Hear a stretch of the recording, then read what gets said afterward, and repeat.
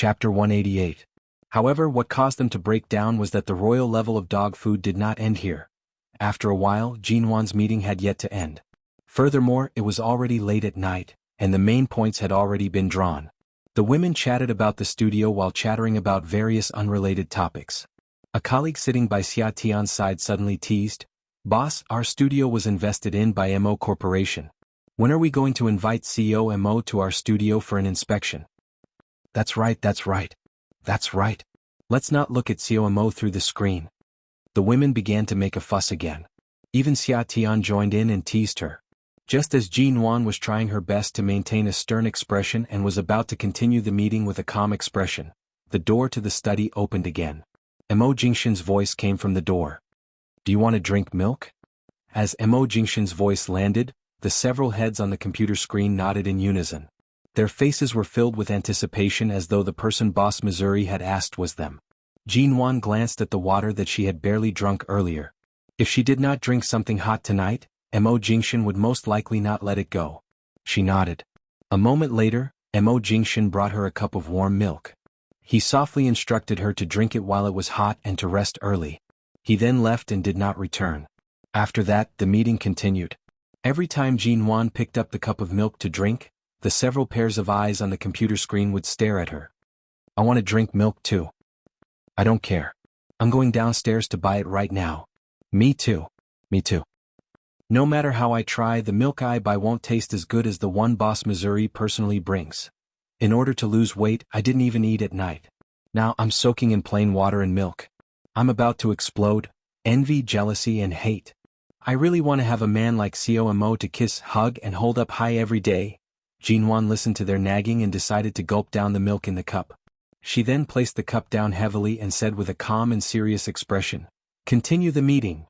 Jinwan had lived in High City for many years. Ever since she was young, aside from studying in America for a few years, she had never left High City. When they were about to leave for T-City, Ji Hongwen was busy with trivial matters at the G Corporation and couldn't find time to send Jinwan off. He only sent someone from his family to bring some things for her and called to inform them. When he learned that Mo Jingshan would personally send Jinwan over, he was relieved. It was already winter in High City and everything was frozen. T-City was located in the south, so it was only slightly colder than summer. When he got off the plane, it was already early evening in T-City and it was drizzling. Jinwan wanted to say that she could just take a taxi to T University. After all, Mo Jingshan had been particularly busy these past 2 days. He had compressed his work for the next few days to be completed in the first 2 days. Today was the same. Originally, he had an important meeting at 3 in the afternoon. It had been scheduled for several days, but it just so happened to coincide with the time he was supposed to send Jinwan to T-City. Last night, Mo Jingshan had informed his subordinates and pushed the meeting forward to 10 in the morning. Mo Corporation had several branches in T-City. When Jinwan stepped out of the airport hall, she realized that there was already a car waiting outside. "When are you returning to High City?" After getting on the car, Jinwan glanced at the time. She did not know how long Mo Jingshan would be accompanying her here. "Tomorrow morning at 7. Mo Jingshan responded, speaking softly. "I've arranged a place for you near T University. I'll send your luggage there first and accompany you to buy some daily necessities. If there's anything else you need, remember to give Andy Chin a call and have her send it over." It was already past 8 in the evening. There were less than 11 hours left before they would be parting. His plane was at 7 tomorrow morning, which meant that he had to leave at least 2 hours in advance.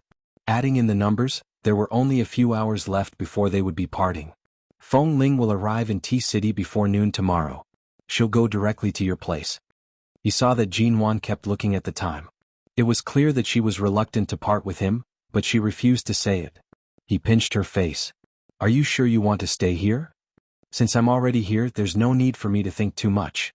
I thought that Feng Ling would have to take a break for the next few months. Actually, I'll be spending most of my time in T University.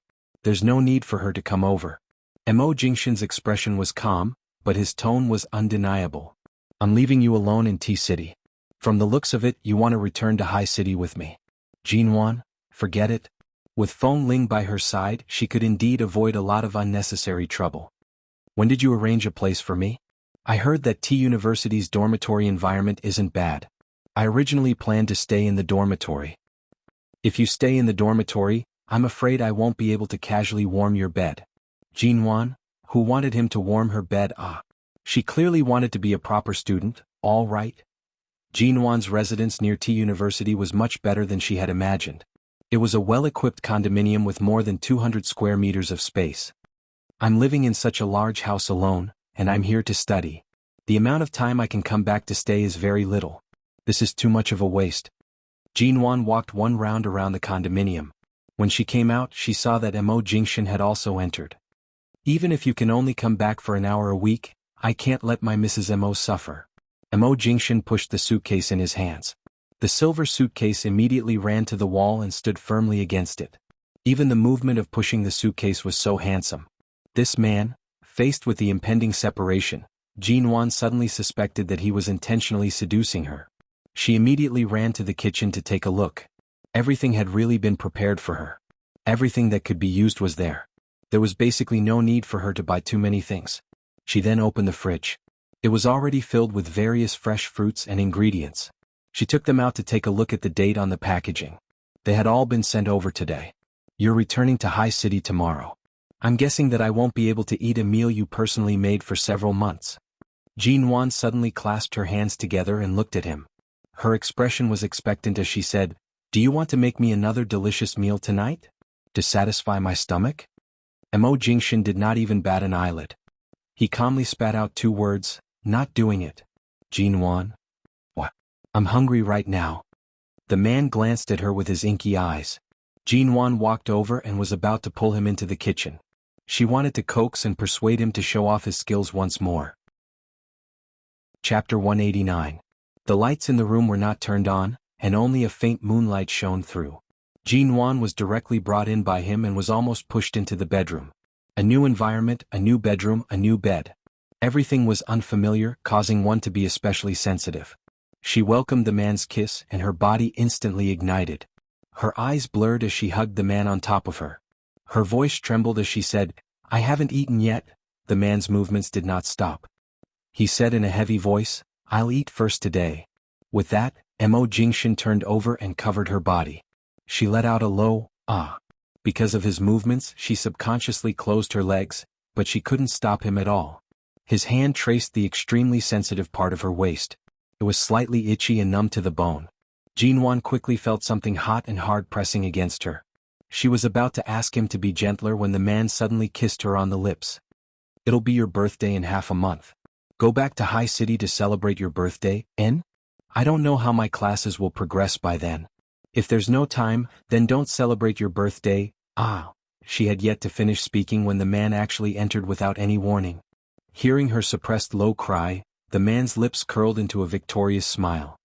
"You have to go back." He lowered his voice by her lips, and it was unexpectedly forceful and domineering. Just like the movement of his lower body, she could not avoid it. "The first birthday after our marriage, we'll go back to High City to celebrate, remember? What if there's an exam or some other activity, and the professor doesn't let me go back? The classes here are only 3 months long. I think we should not go back." His movements became more ruthless, and each thrust became deeper and harder than the last. Jinwan had already been on the plane for an entire afternoon, and right now she could barely keep up. After being bullied so harshly and heavily, she could not even speak properly. She could only hoarsely whimper. "Don't. I'll try my best, all right? Good girl?" He finally kissed her lips in satisfaction, but the force of his lower body did not lessen. What could be more frustrating than being pressed down on the bed by the great boss Missouri for close to 2 hours, when one was so tired and hungry that they wanted nothing more than to lie down on the bed and sleep through the night? Yet, one still had to get out of bed and go to the nearby supermarket to buy something? Although there were ingredients at home, they were not complete. Thankfully, when they arrived at the supermarket, Mo Jingshan generously allowed her to eat at a Chinese restaurant in front of the entrance. But even if she was full, her entire body had just been devoured by him not long ago. Her legs were still sore when she left the house, and her calves trembled as she walked. If it weren't for the fact that Mo Jingshan's flight was tomorrow morning and he could only accompany her to buy things tonight, she really wanted to bite him to death. She lived near T University, and there were many people in the supermarket near the university. Jinwan pushed the shopping cart, checking to see if there was anything missing. When she raised her eyes, she saw Mo Jingshan standing not far in front of her. He held a heat pack in his hand. His fingers were long and slender, and his skin color was much cleaner than most men's. It was a stark contrast to the red heat pack. He was currently looking at several different brands on the shelves and asking the shop assistant about the differences. Every time Jean Wan's period came, her stomach would hurt. She had always had a cold body when she was young, so her stomach would hurt more than most people during those few days of the month. However, she often endured it and did not say anything. She would only drink more hot water to relieve the pain. She did not expect that Mo Jingshan would actually help her choose something like a heat pack from the supermarket. She pushed the shopping cart over and approached him. This man truly possessed all the qualities that attracted others. Most of the girls who passed by were students from the nearby area. When their gazes landed on him, they revealed various kinds of admiration and curiosity. Today, Mo Jingshan did not wear a suit. He did not appear as cold and unapproachable as he usually did in the company. Today he was dressed casually. Although he was low-key and gentle, people like him would always stand out in the crowd. As Jean Wan approached, she saw that he was politely asking the shop assistant about the usage of the heat packs. His voice was low and pleasant to the ears. In this ordinary supermarket, he seemed to have put on a different temperament. He was as warm as jade and had an otherworldly aura. Even though Jean Wan and he were already very close and had just been intimate on the bed at home, Jean Wan still couldn't help but feel a chill run down her spine. But at this moment she still couldn't tear her eyes away. This man. Yes, it was really beautiful. He had never felt that time pass so quickly. When he returned from the supermarket, it was already late at night. After tidying up the things they bought, Mo Jingshan fulfilled her wish. Although they had a casual dinner outside, he still made her some supper. After eating her fill, Jean Wan saw the man sitting on the sofa in the living room. She glanced at the time. There were only 4 hours left before he left for the airport. She leaned over to say, "Let's watch TV together." Mo Jingshan glanced at her. The little woman was clearly tired, but she insisted on not going to sleep. His elegant brows moved as he calmly said, "Come here." Jean Wan sat by his side, passing the remote control to him. "What do you want to watch? Financial news or a foreign television station?" "I rarely watch TV. Whatever you like, you can change it yourself." Mo Jingshan held the little woman by his side, caressing her soft, smooth hair. "If you're tired, go to sleep. There's no need to accompany me here." Jean Wan glanced at him. In the end, she could not bear to sleep. She sat by his side, switching on the television and changing several channels. As she did so, she asked, "Do you want to watch a variety show?" "Anything is fine." As for what to watch, Mo Jingshan did not have any objections. In the end, the so-called variety show was just a few popular male stars in the country acting coquettishly on stage. They were even better at showing off than women. From time to time they would wink seductively and show off their abs. Jean Wan watched with great interest. He casually picked up the remote control and changed the channel. "Watch something else." "Oh." Jean Wan was confused. "Then how about watching a movie?" Jean Wan switched to a movie channel. In the movie, the male lead was whispering sweet nothings to the female lead. Jean Wan's eyes brightened. She suddenly pointed at the handsome face on the screen. This man seems to be a senior who was 2 years older than me when I was studying in America. Back then, I heard that he wanted to be an artist. I didn't expect that he would actually act in a movie. And he's even the main lead. His acting skills aren't bad. He's also much more handsome than before." Mo Jingshan was expressionless. "His acting skills are average. Change the channel."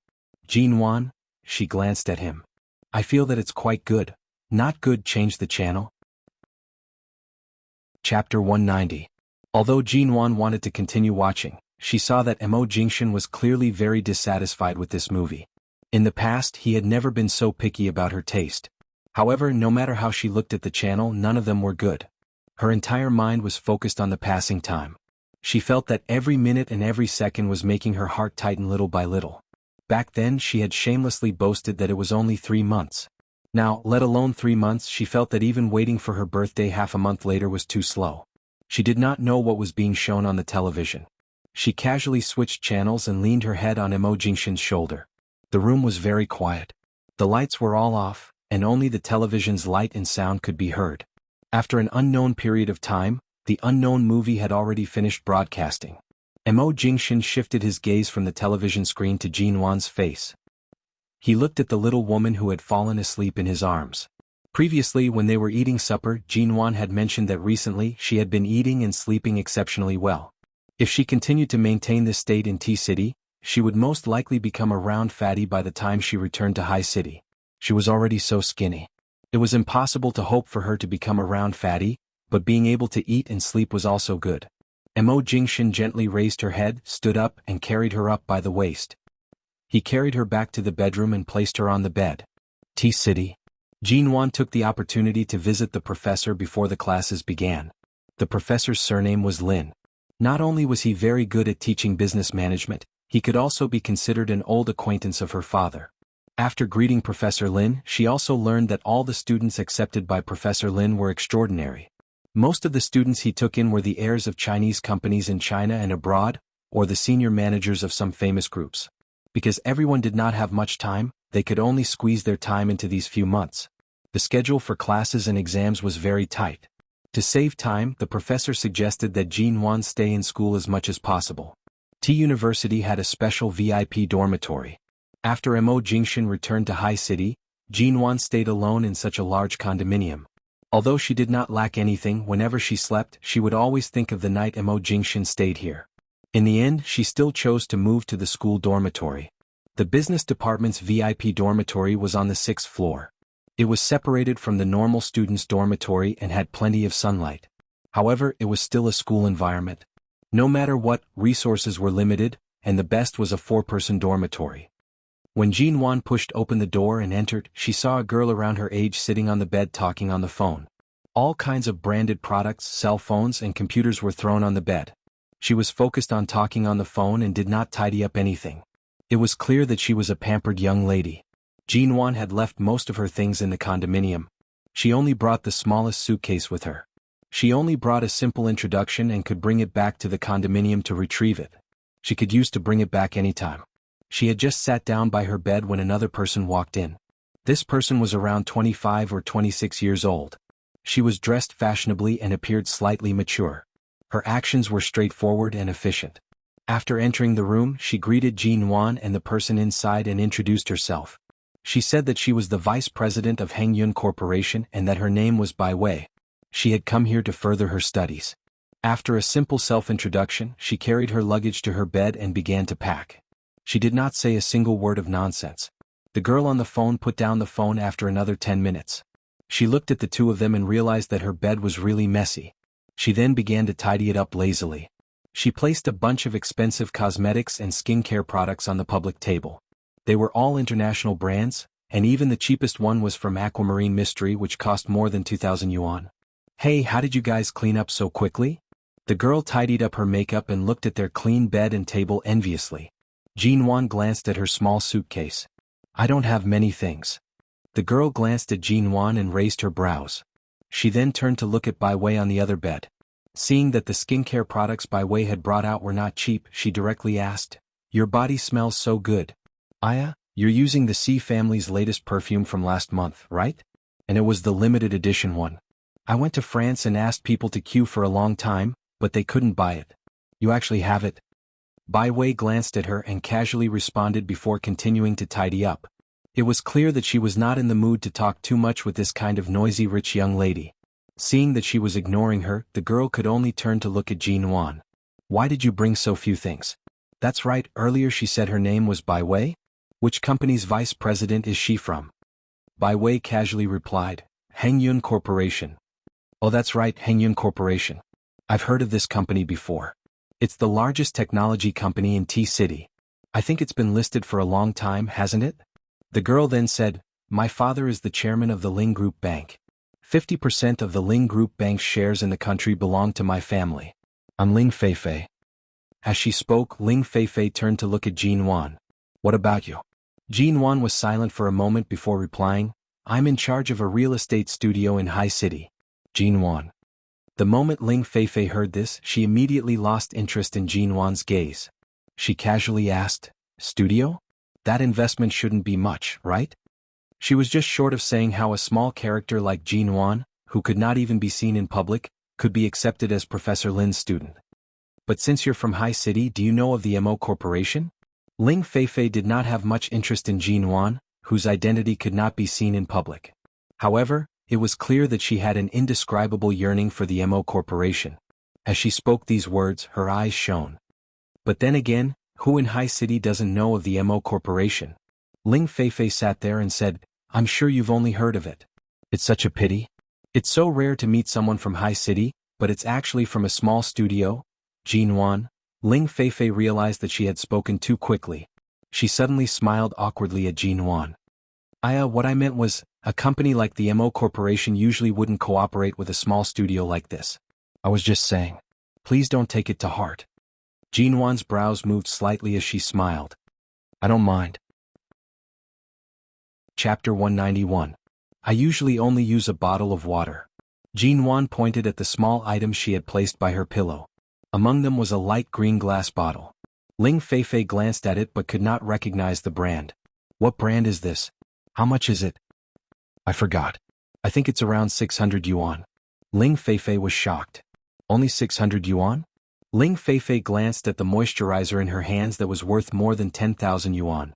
Suddenly she did not wish to speak to Jin Wan anymore. Bai Wei, who had not interjected earlier, suddenly spoke up. I often use Jin Wan's moisturizer as well. People with especially good skin usually only use this. Ling Feifei pursed her lips and did not speak.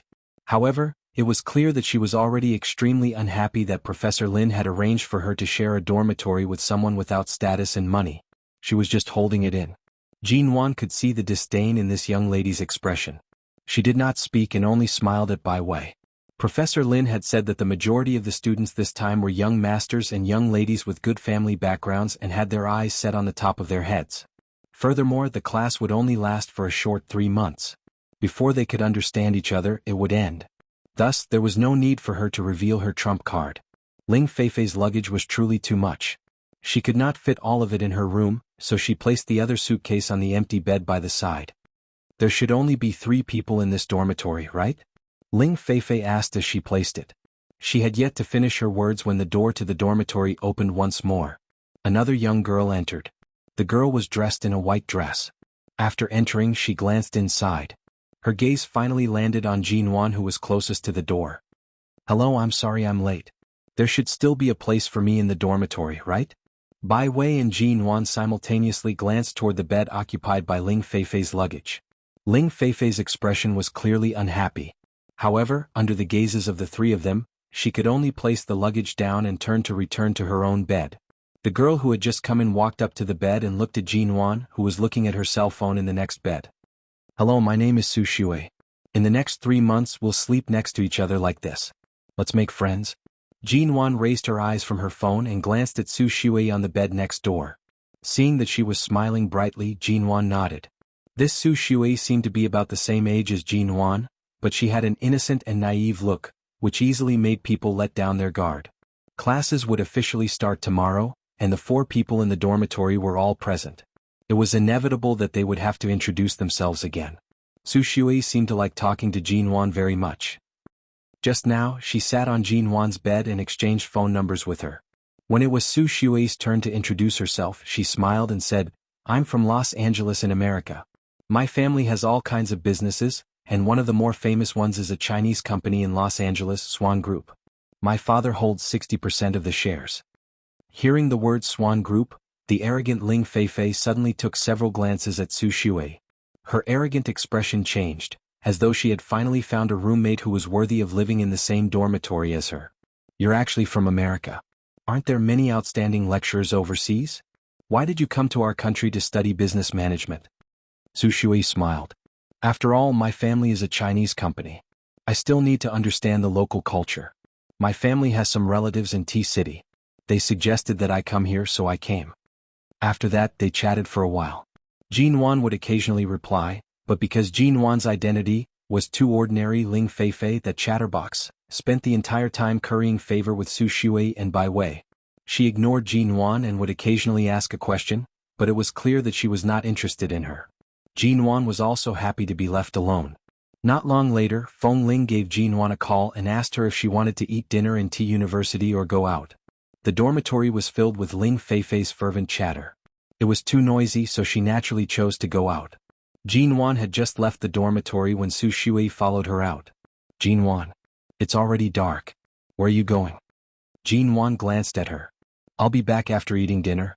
Do you have something to do? Hearing this, Su Shui moved closer to her side and held her arm, speaking intimately, "Then let's go eat together. This is our first time in Tea City and we're unfamiliar with this place. It's good to have companions." Jinwan's lips curved, her smile was mild. It was not that she was cold, but Su Shui's sudden familiarity made her feel that something was amiss. "We'll eat together another day. I have an appointment with a friend tonight." "All right then. Let's go together tomorrow?" Su Shui followed her persistently. "We'll talk about it tomorrow." Before Jinwan stepped out of the dormitory, she saw that Su Shui was still looking at her. She turned to look at her again, asking, "Earlier on, you said that you came from Los Angeles?" Su Shui smiled and nodded. "That's right." Jinwan smiled deeply and said meaningfully, "Not bad. It's really a city that makes one yearn to go to."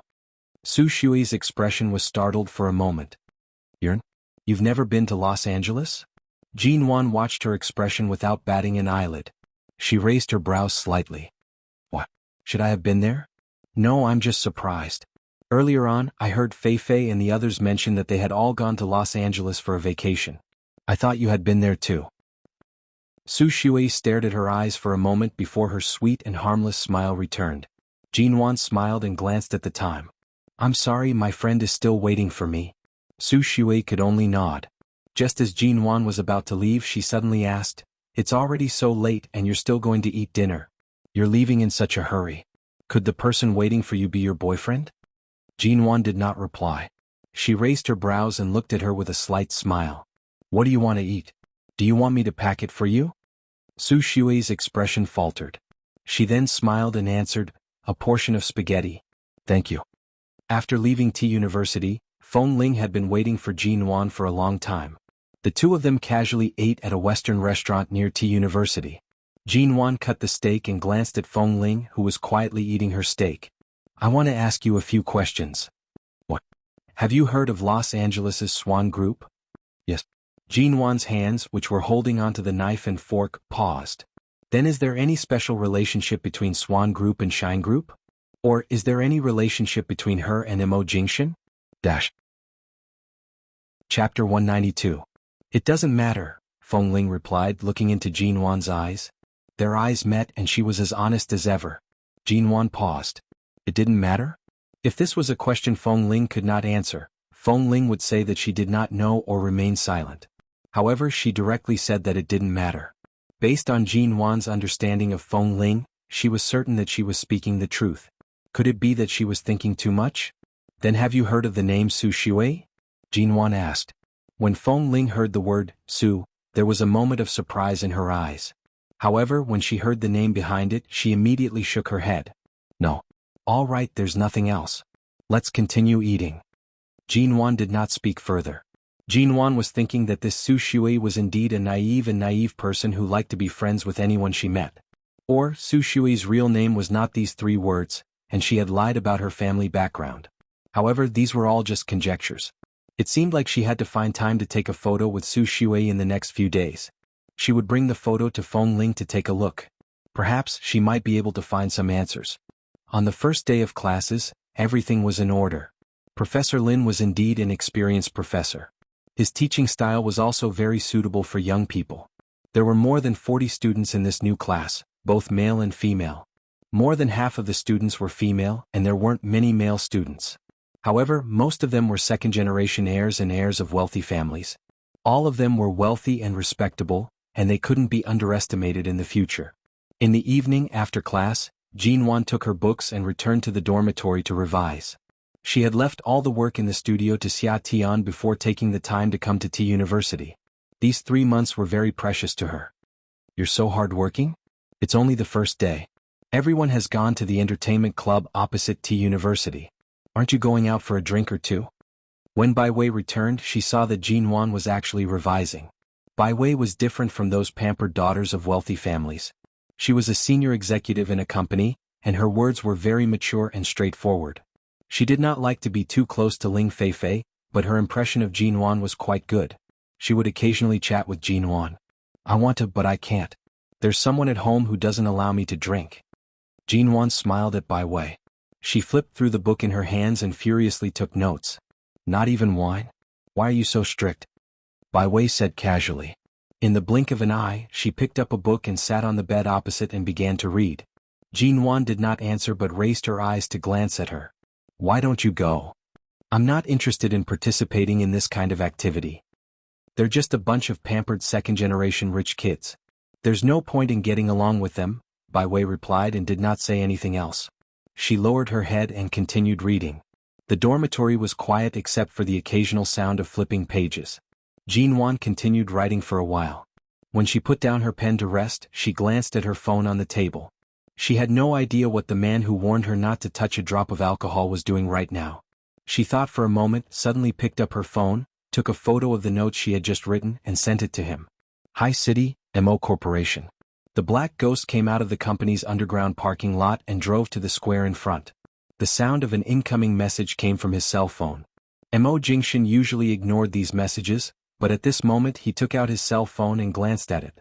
Seeing that it was a message from Jinwan, the black ghost drove to a spot with less traffic and stopped by the side of the road. He opened the message and saw that it was a basic business management class notebook. The neat and serious handwriting displayed the little woman's seriousness and diligence. His cell phone then rang again. The second message came in. "Jinwan, the first day of class. The first set of notes. Mr. Mo, please check." Mo Jingshan's eyes were filled with warmth as he called her. Jinwan did not know if he was busy and did not dare to call. She was leaning against the table, preparing to send another message when the man's call came in. She was startled. She turned back to see that Bai Wei was still reading. Afraid that the call would disturb her, she rushed to grab her phone and ran out of the dormitory like a thief. "Class is over?" The man's calm and clear voice came from the phone. Although his tone was clearly no different from his usual tone, Jinwan's heart was like the surging undercurrents of a calm lake. His simple words had caused her emotions to rise and fall. She only needed a moment of distraction to wish that she could immediately fly back to High City. She softly responded. "What is it? Why are you so depressed? Are you unhappy?" "No. Why didn't you wake me up when you went to the airport that day?" "When I suddenly woke up in the morning, it was already past 8 o'clock. The moment I opened my eyes, I saw that the room was empty. At that time he was already on the plane." She could not call him. After the feeling of disappointment in her heart gradually calmed down, she held her breath. She was angry that he left without saying a word. "Why did I wake you up? Tell you to hug me and cry?" "Jinwan? Who said I would cry?" The man's voice was cold. He smiled faintly. "You don't need to cry. Just one look is enough to make me suffer. I'm afraid I'll regret it on the spot and directly kidnap you back to High City." Since Mo Jingshan could say these words, it proved that he was definitely capable of doing such a thing. However, at that time if Jinwan had watched him leave, she most likely would not have looked too happy. From time to time, students from other dormitories would pass by the corridor. Jinwan lowered her voice and briefly explained the classes here to Mo Jingshan. As she spoke, she suddenly heard the sound of a car on the other end of the line. She asked, "Are you driving?" "No, the car is parked by the side of the road."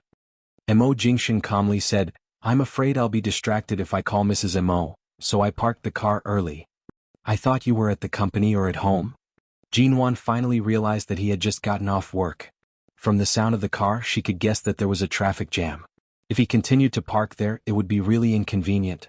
She said, "You drive back first. I'll continue to take notes. I'll call later." Clearly it wasn't good to keep the car parked there. He did not reject her. His voice was clear and low. "Don't read for too long. Take care of your eyes. Also don't stay up late." I know. Don't worry. Even if you're not by my side to urge me, my lifestyle is still orderly. I'll definitely study well and live a healthy life." Jinwan mischievously responded and hung up. She put down the phone and was about to return to the dormitory when she saw that Su Shui had returned. She was standing at the staircase in front of the corridor, looking in her direction thoughtfully.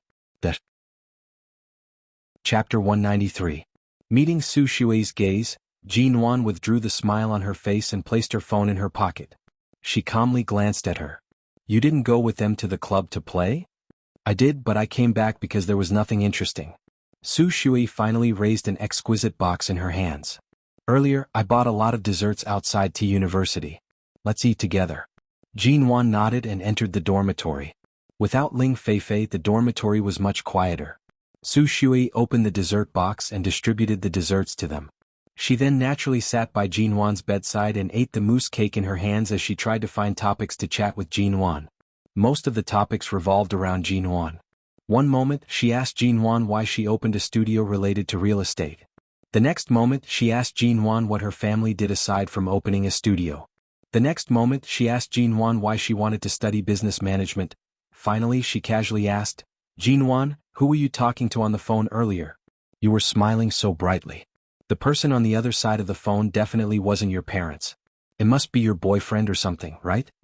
Jinwan continued to hold the unfinished notes in her hands. As she read, she calmly said, "After asking so many questions, are you more curious about me or my so-called boyfriend?" As she spoke, Jinwan's gaze shifted to Su Shui's face. Jinwan's face carried a smile, but it also carried an unfathomable sense of distance. Su Shui blinked. "Since there's nothing to do, I'm just casually chatting. I have a cousin whom I've been close to since I was young. She's the same age as you. Perhaps it's because of this that I instinctively feel closer to you." Jinwan raised her brows. "Cousin?" Su Shui nodded but did not continue on the topic of her so-called cousin. She only said, "Also look, we've all introduced ourselves. Ling Feifei couldn't hide anything, and Bai Wei's company can be easily found online. You're the only one who said that you opened a studio in High City and didn't say anything else. I'm indeed very curious about you." Hearing these words, Bai Wei finally glanced at Jinwan. "I indeed only have a studio. My background is simple and clean. There's nothing to be curious about." Jinwan's tone was indifferent. She then glanced at Su Shui. "Speaking of which, aren't you, the young lady of the Swan Group who specially came from America, more worthy of my curiosity?" Su Shui immediately smiled bashfully. "I'm not that different from you guys. I just live a little further." "Only?" Jinwan raised her brows. "It seems like we're all the same. I live a little further. Jinwan, I just want to get to know you better. I don't have many friends in the country, so I ask too many questions. Don't always keep me at a distance." Jinwan did not speak. Bai Wei suddenly spoke up, "Everyone's personality is different. Jinwan clearly doesn't wish to say more, yet you keep asking. Why can't you see this clearly?" Su Shui's expression faltered. She thought for a moment and suddenly handed a few desserts to Jinwan. "All right, I won't ask any more. I'll go read too." She stood up and returned to her own bed. Jinwan glanced at the desserts Su Shui placed by her bed. She casually picked them up and handed them to Bai Wei. "You eat them. Recently, I've lost interest in desserts. My stomach feels uncomfortable after just a few mouthfuls. I keep feeling nauseous." Bai Wei glanced at her and teased, "What's there to feel nauseous about? Don't tell me you're pregnant?" They didn't know each other very well, so her casual words were just a joke. Jinwan just smiled at it. Su Shui's gaze abruptly shifted to Jinwan. Sensing her gaze, Jinwan could not help but turn to look at her. "Don't you want to read?" Su Shui paused. Her gaze shifted to her stomach. She picked up the book and asked thoughtfully, "Do you feel nauseous when you eat desserts?" "I'm joking." Jinwan curved her lips and did not pay her any more attention. Half a month passed by quickly. Jinwan had almost forgotten about her birthday. By the time she remembered, it was T University's annual bonfire party. The bonfire party was the day before her birthday. It was also the day Jinwan had originally planned to book a plane ticket back to High City. It was said that not all students had the right to attend. Only students who had been selected by the professors and the school officials could attend the celebration. Jinwan was preparing to book a plane ticket back to High City when she suddenly received a call from Professor Lin. Professor Lin said that among the new students under him, there were only 10 spots left for the bonfire party. One of them was her. He also said that this spot was difficult to obtain. Once it was confirmed, it could not be changed. Jinwan could only agree. But this way she would not be able to return to High City on her birthday. She had originally promised Mo Jingshan, but now that she had changed her mind, she did not know if he would be angered by her. Jinwan held her phone in a daze for a moment before calling Mo Jingshan. Mo Jingshan picked up the call and heard the woman stammering on the other end. "What are you feeling so guilty about? Can't you even have a proper conversation?" Jinwan could only speak honestly. "Earlier, I received a call from Professor Lin. He arranged a spot for me for T University's annual bonfire party. Since I've already arranged it, I can't go. So, I can't return to High City on Saturday." "You're not returning to High City this week?" Mo Jingshan was in his office, flipping through the documents without raising his head.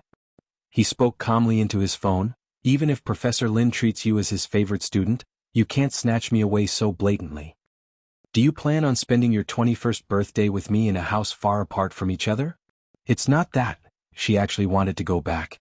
After so long, this was the first time she had been apart from Mo Jingshan for such a long time. She had long gotten used to working during the day and returning home at night to hug the other party. Now that they were forcibly separated, time had really slowed down. Mo Jingshan placed the documents in his hands down and loosened his collar. After a moment of silence he asked, "What bonfire party? Can't you be absent?" "The spots are limited. Professor Lin specially reserved a spot for me, and it's really hard to refuse. Once it's decided, it can't be changed. I'm thinking that if it really can't be done, I'll celebrate my birthday on the lunar calendar. I won't celebrate my birthday on the solar calendar. I'll go back next month." Professor Lin had given her so much face. She couldn't possibly reject his good intentions. "Do we need to dress up for your bonfire party?" "There's no need. It's not like it's a banquet." Although Professor Lin's students are all from the upper class, there are many ordinary students in T University. This isn't the school's anniversary. It shouldn't be that grand. The entire student body of T University will be there.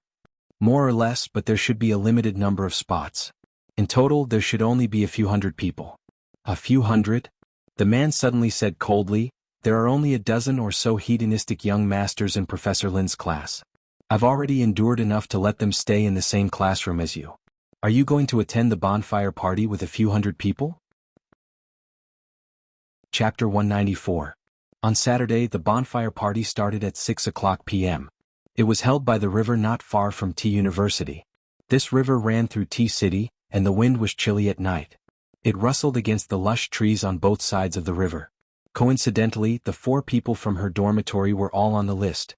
Jinwan was still dressed in her usual clothes, while the other 3 were dressed simply. "Wow, I didn't expect this river to be so beautiful. The lights on both sides are beautiful as well. Let's take a photo together," Ling Feifei suggested. Jinwan had not found an opportunity to take a photo of Su Shui. To avoid alerting the enemy, she immediately agreed to this suggestion. After taking the photo, Jinwan asked Ling Feifei to send her a copy. She saved the photo and confirmed that Su Shui's face was clear in the photo before sending it to Feng Ling. That night, 9 p.m.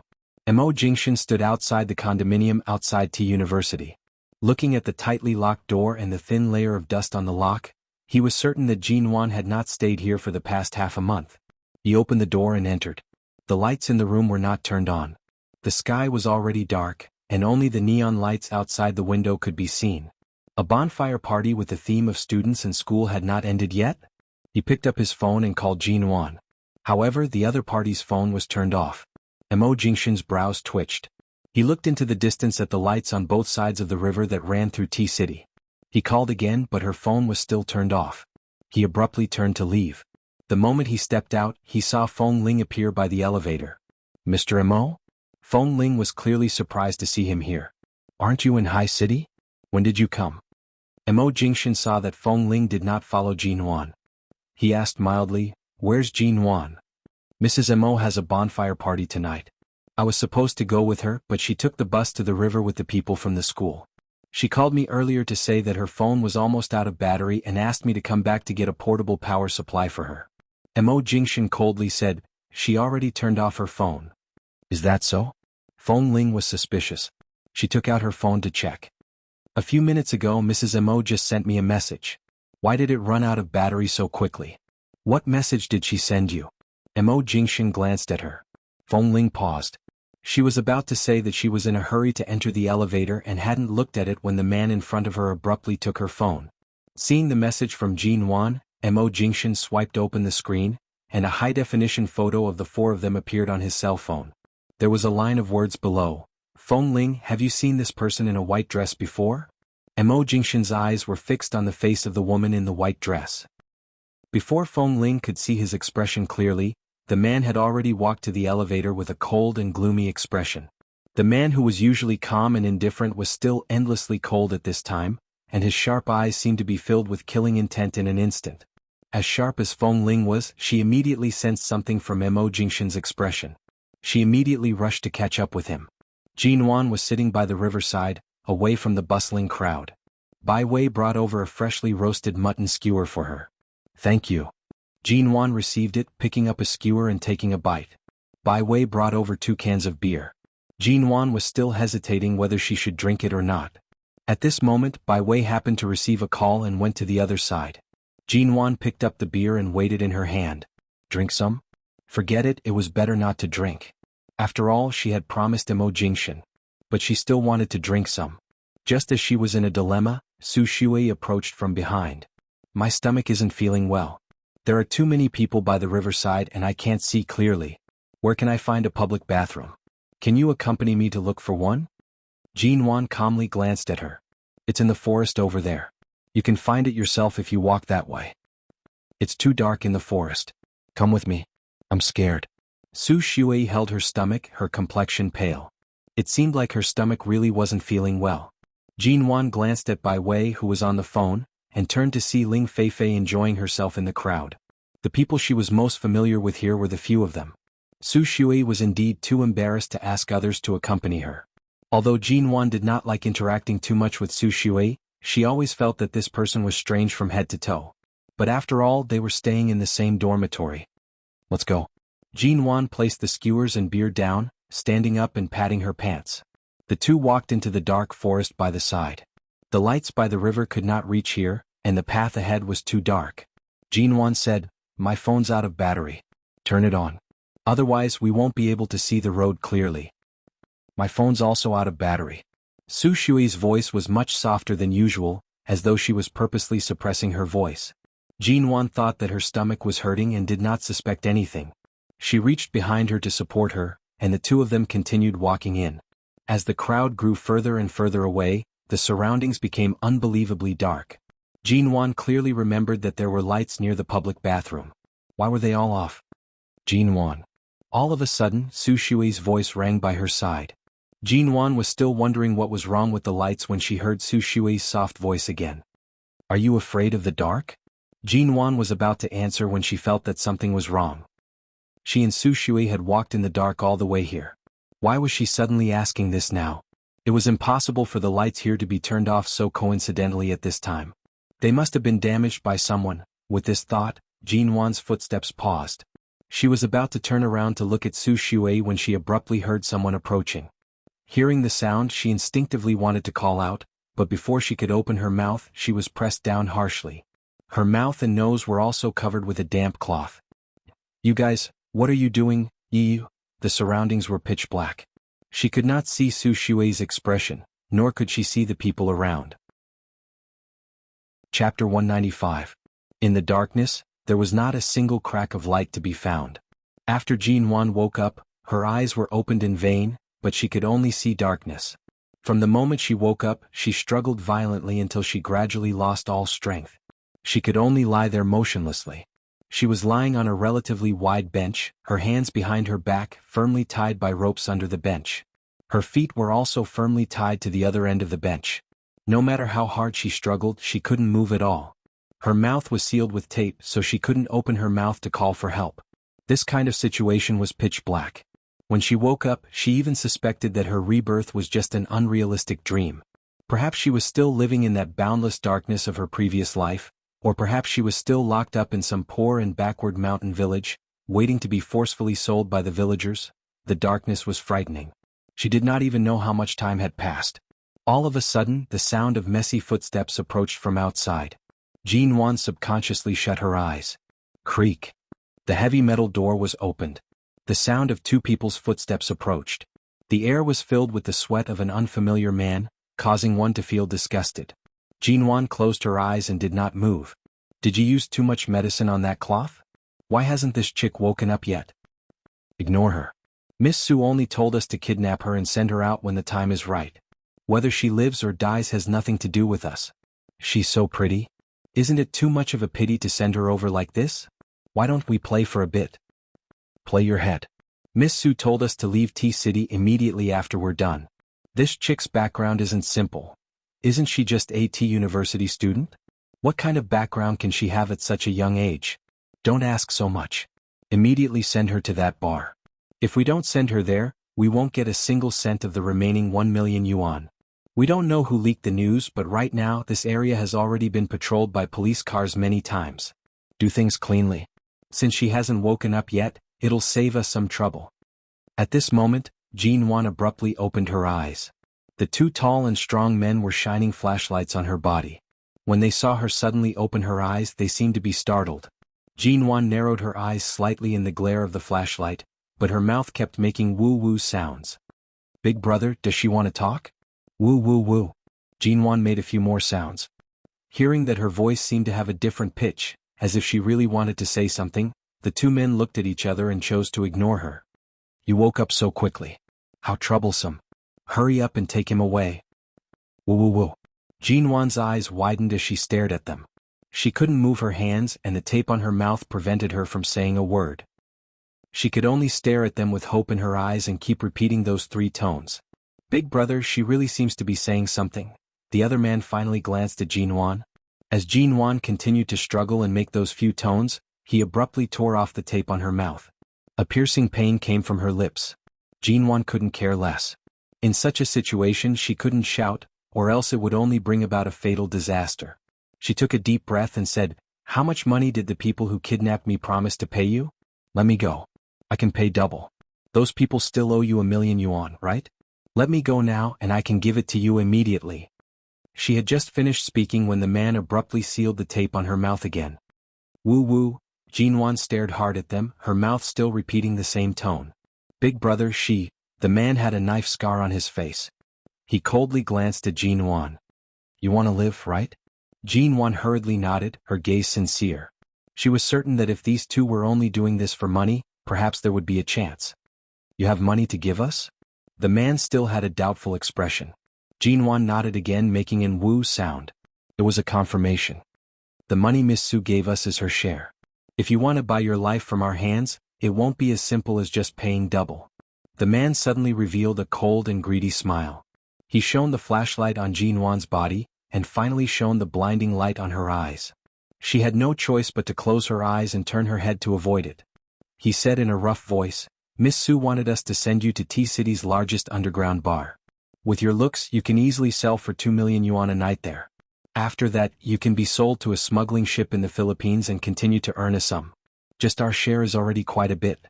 If you want to buy your life from our hands, how much more can you pay? Jinwan's expression faltered.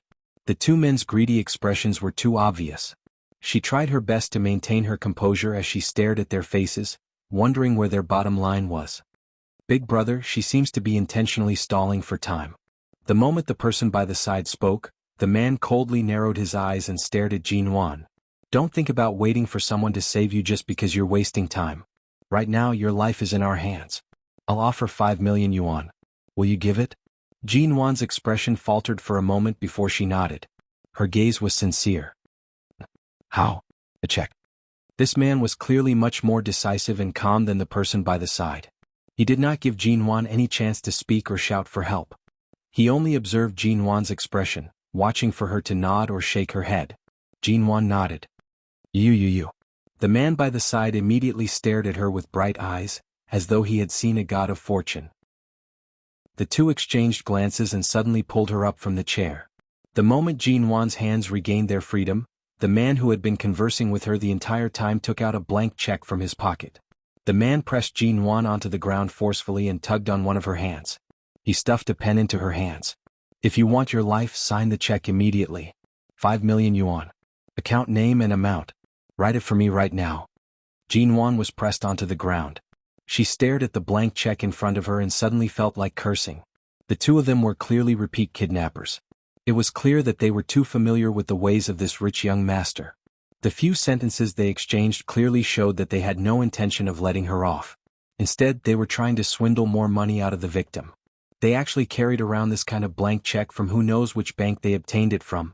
The hope and vitality that had just been ignited instantly dissipated. She lay stiffly on the ground, unmoving. She held the pen in her hand, but she stared at it intently. She refused to sign a single word. Chapter 196. The bones in Jinwan's hand were about to break. She endured the pain and stared at the check, unwilling to move. The man standing behind suddenly pulled out a sharp knife, lowering his voice to threaten her. You only have two choices. Sign the check and we'll leave this knife to you. You can find a chance to cut the rope and escape. 5 million to buy a chance to escape. Or we can use this knife to cut the tendons in your arms and legs. Or we can cut your face piece by piece. Sign or not? Choose. Jian silently furrowed her brows. 5 million to buy a knife? However, these two people were not joking at all. The back of her hand was about to break. Although they were utterly heartless, the current situation was one of survival of the fittest. In the world of desperados, life was too cheap. She abruptly raised her eyes and glared at the man who was stepping on the back of her hand. The man saw her gaze and moved his foot away. He tossed the pen back to her hand and ordered, "Sign. 5 million, not a single cent less." Jin Wan glanced at the knife in the other man's hand. The man also tossed the knife back to her. His meaning was clear. If she dared to sign, they would dare to give the knife to her. Whether or not she could seize the chance to escape was entirely up to her. Jin Wan hesitated for a moment.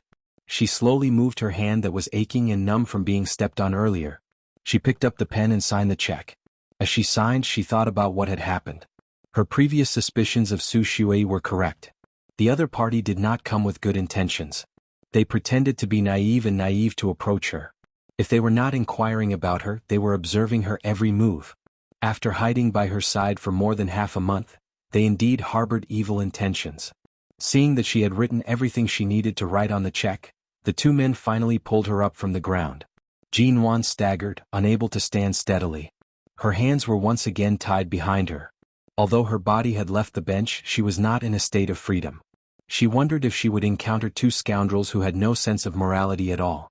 When the man in front tied her hands behind her back, he folded the foldable knife and stuffed it into her palm. He then tied her hands behind her back in a very clever way so that no one could see what was in her hands. "I've already given you the saber. Don't say that we don't follow the rules of the martial world." The man tied her up tightly, looking as if he was satisfied with the 5 million yuan. He lowered his voice and said, "Miss Su's people are guarding outside. We have to send you to the bar now. After we send you there, we'll leave. If the rope near your middle finger and index finger is cut, you'll be able to untie it yourself. What do you think? Was the 5 million yuan well spent?" If Jin Wan's mouth wasn't taped, she really wanted to scold them. She suppressed her fear and anger, tightly holding onto the foldable knife in her hand. She then coldly stared at the two men. "Stop glaring. It's rare to see someone as tactful as you. That Miss Su's background isn't small. She knows where our hideout is.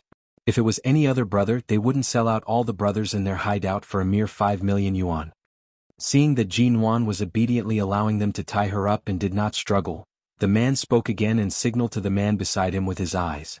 When the two men brought Jin Wan out, before she could clearly see her surroundings, her eyes were abruptly covered with a black cloth. The fear of falling into darkness once more caused her to lose confidence.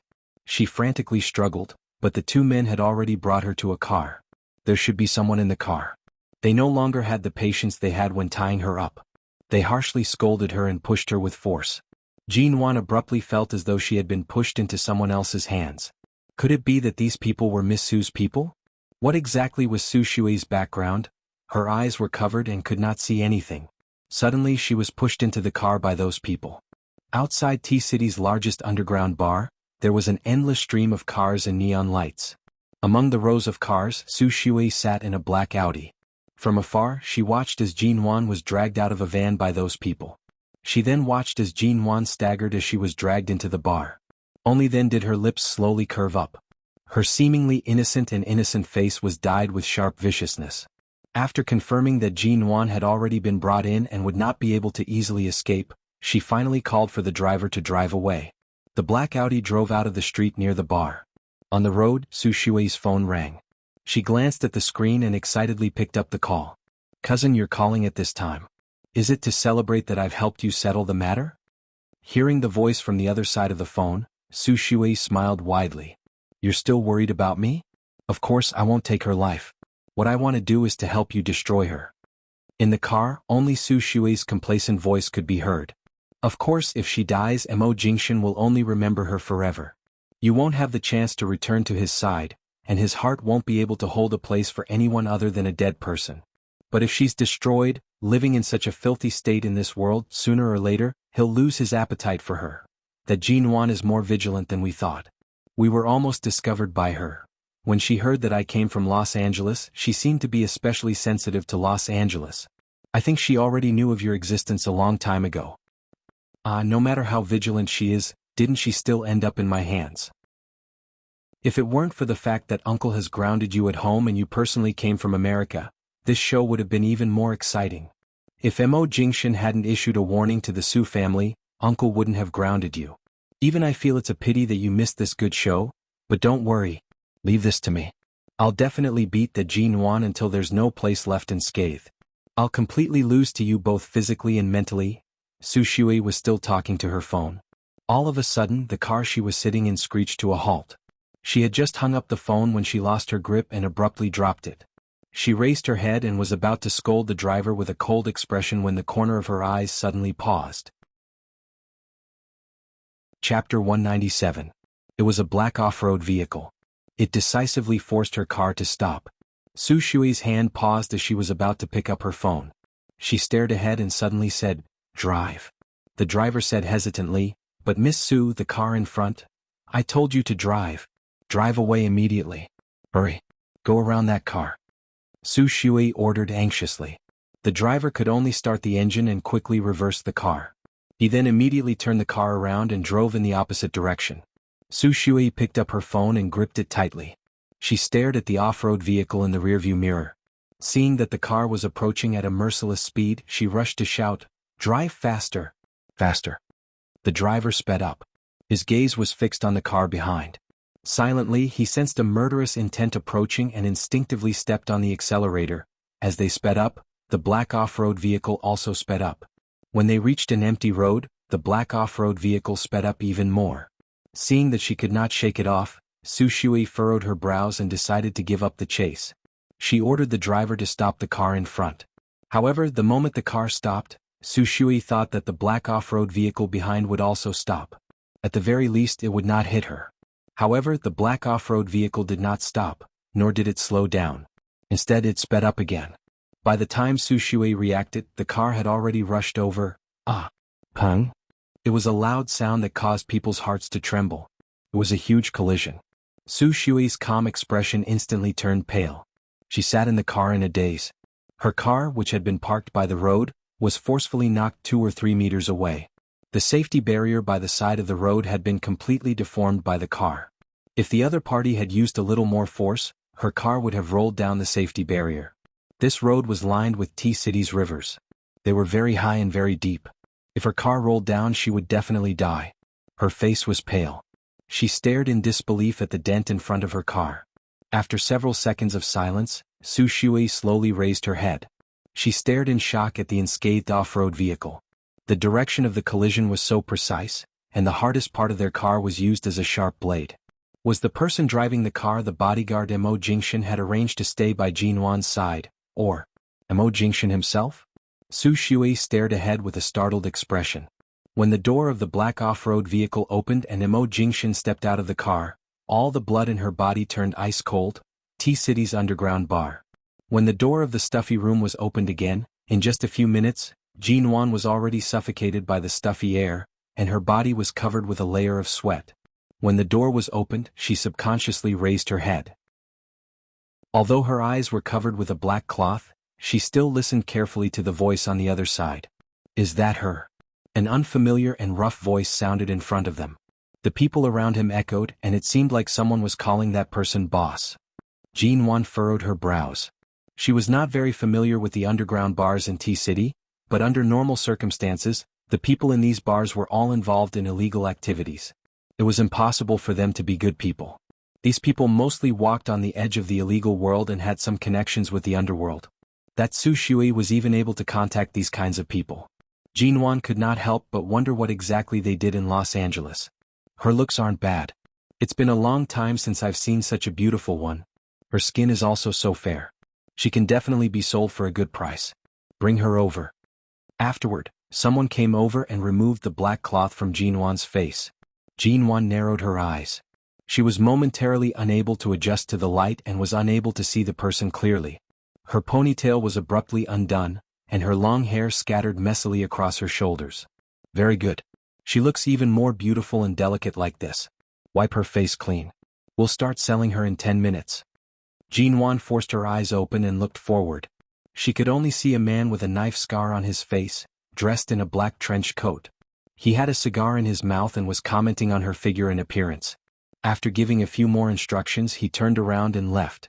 There were only a few people who appeared to be bodyguards left in the room. One of them suddenly brought an ice-cold towel over and wiped her face harshly. Jean Wan's face hurt from the rubbing. She glared at them, but the tape on her mouth was still there. "What are you glaring at? Behave yourself," the person who wiped her face coldly reprimanded. He then pinched her chin and said in a rascally manner, "This little girl's looks are indeed not bad.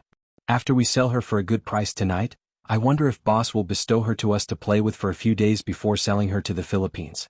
Look at this little face, it's indeed so fair." As he spoke, he touched Jean Wan's face and acted as though he was about to kiss her. Jean Wan shifted her face away in disgust.